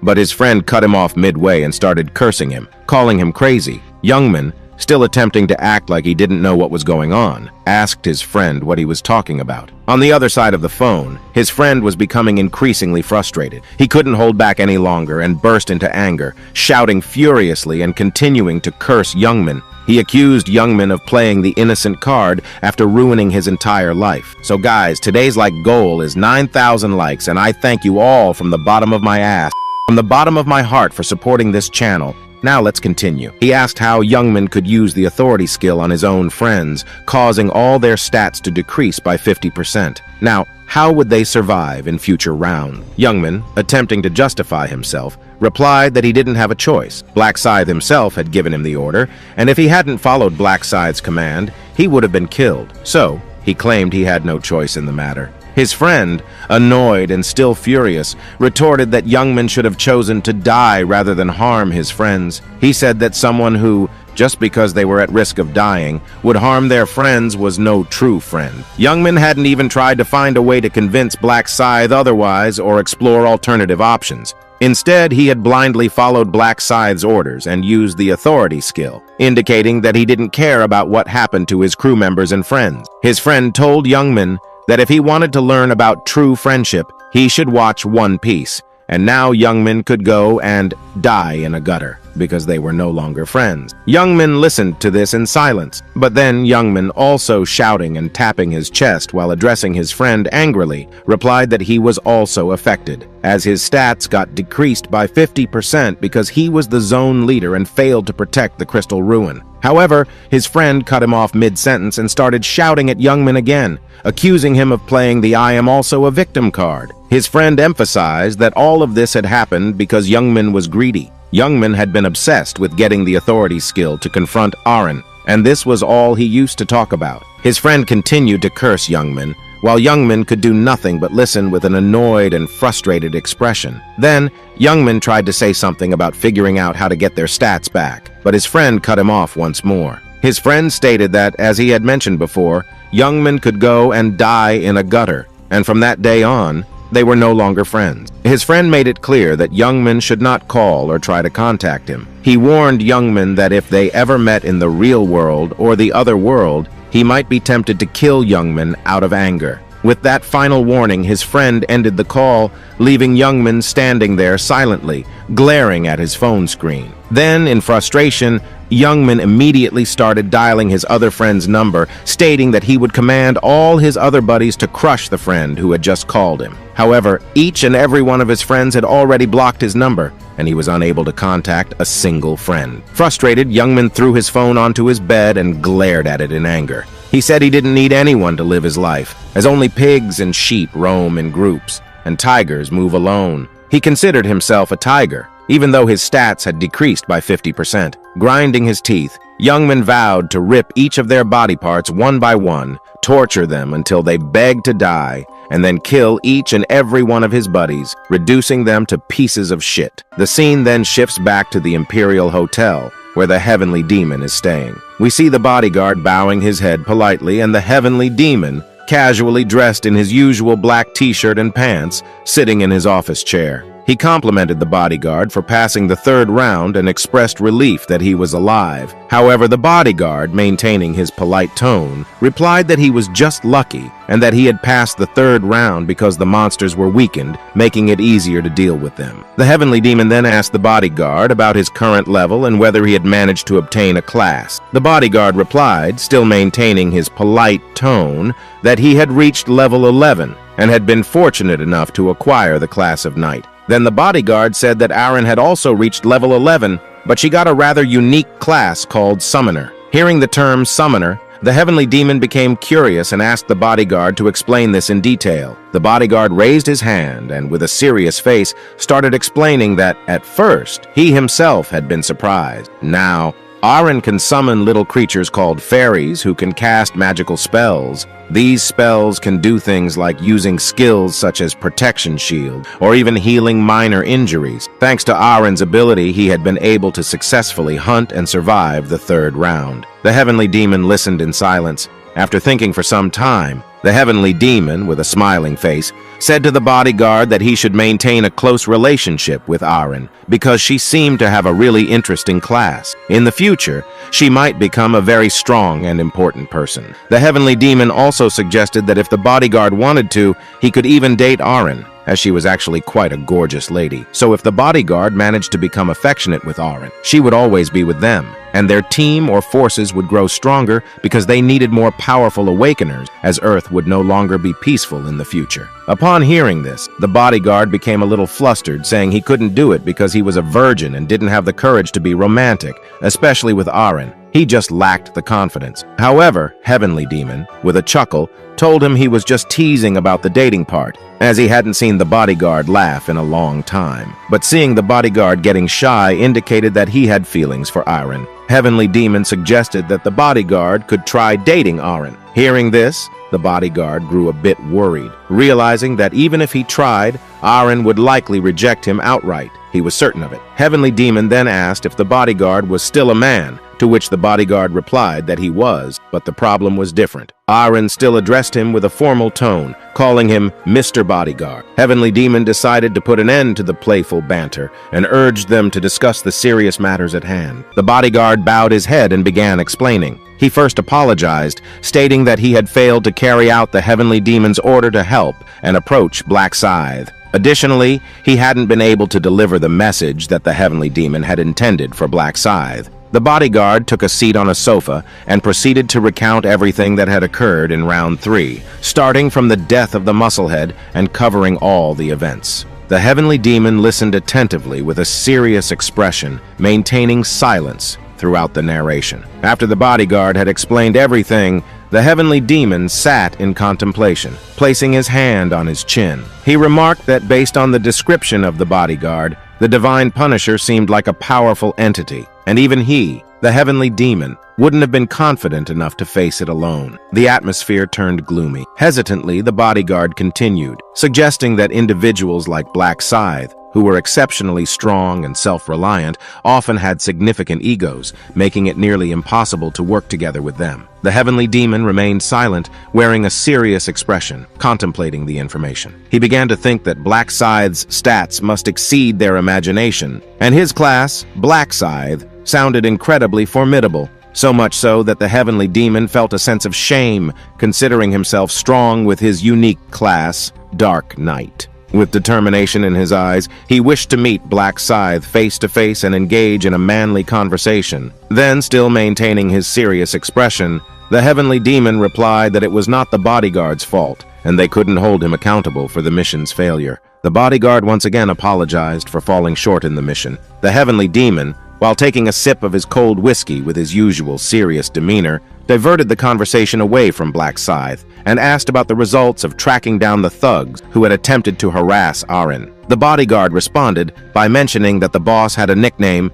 Youngman, although it was unclear if that was his real name. The challenge was that there were thousands of people with the name Youngman worldwide, making it nearly impossible to track them all down. However, assuming he was in his 20s and looked identical to his real-life self, they narrowed the search to Koreans, reducing the pool of suspects to 5 individuals. Upon hearing this, the Heavenly Demon inquired about the current locations of these 5 people. The bodyguard, still a bit nervous, explained that it would take some time to pinpoint their exact home addresses due to the world's current situation, causing delays in the investigation process. Holding his whiskey with a disappointed expression, the Heavenly Demon remarked that he wouldn't be able to locate that individual before round 4, even though he was eager to confront them. The bodyguard refilled the Heavenly Demon's glass with more whiskey and reassured him that there was no need to rush and they could take their time. The Heavenly Demon then asked the bodyguard about his gold reserves, and the bodyguard mentioned that he had 10,000 gold.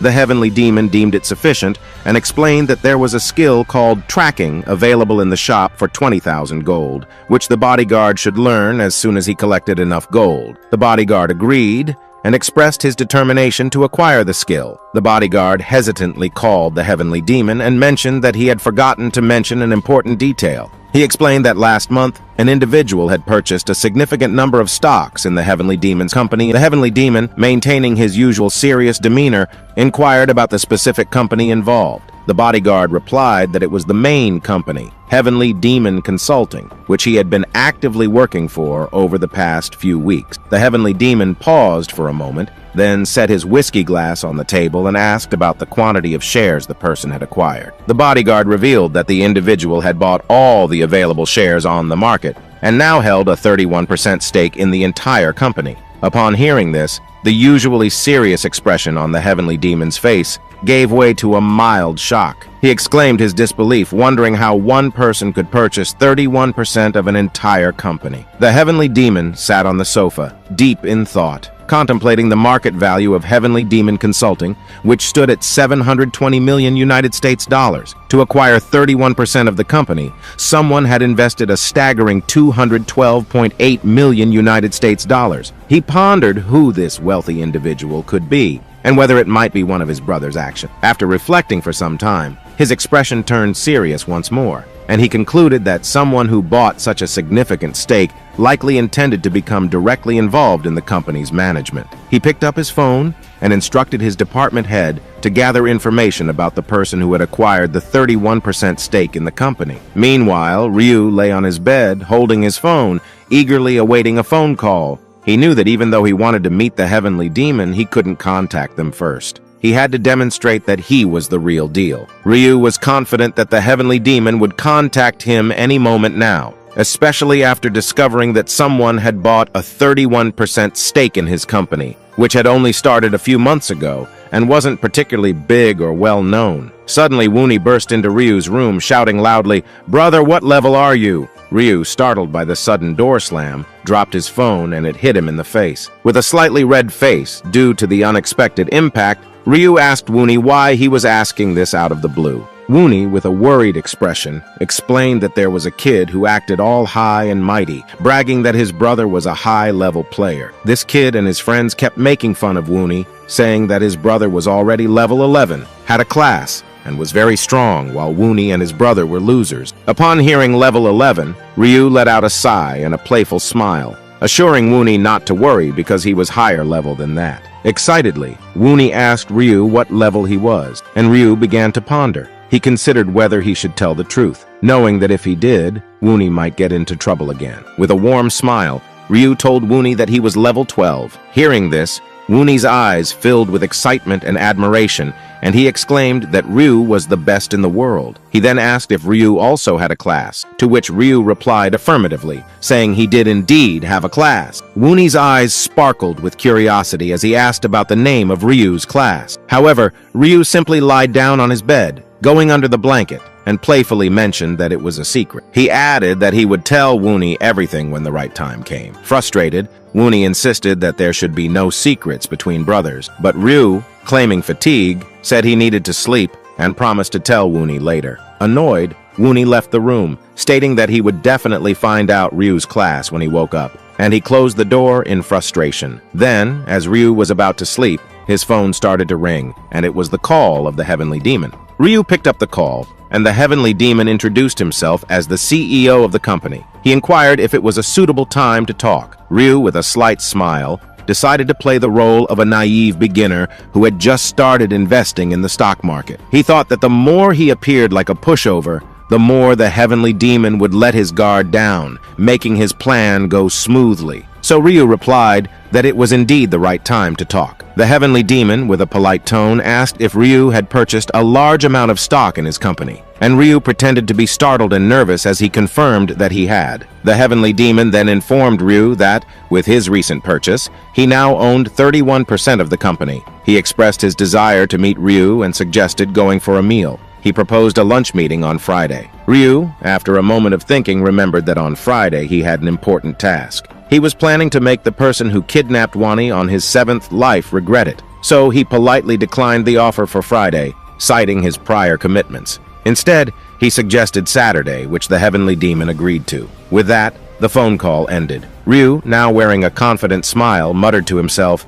"Tomorrow is Friday, and it's the day when Wani's kidnapper will face justice. I'll make so many holes in that bastard's body that he won't know from where to fart and from where to take a breath." So with this, the episode ends here. Write part 10 inches in the comments. Thanks for watching.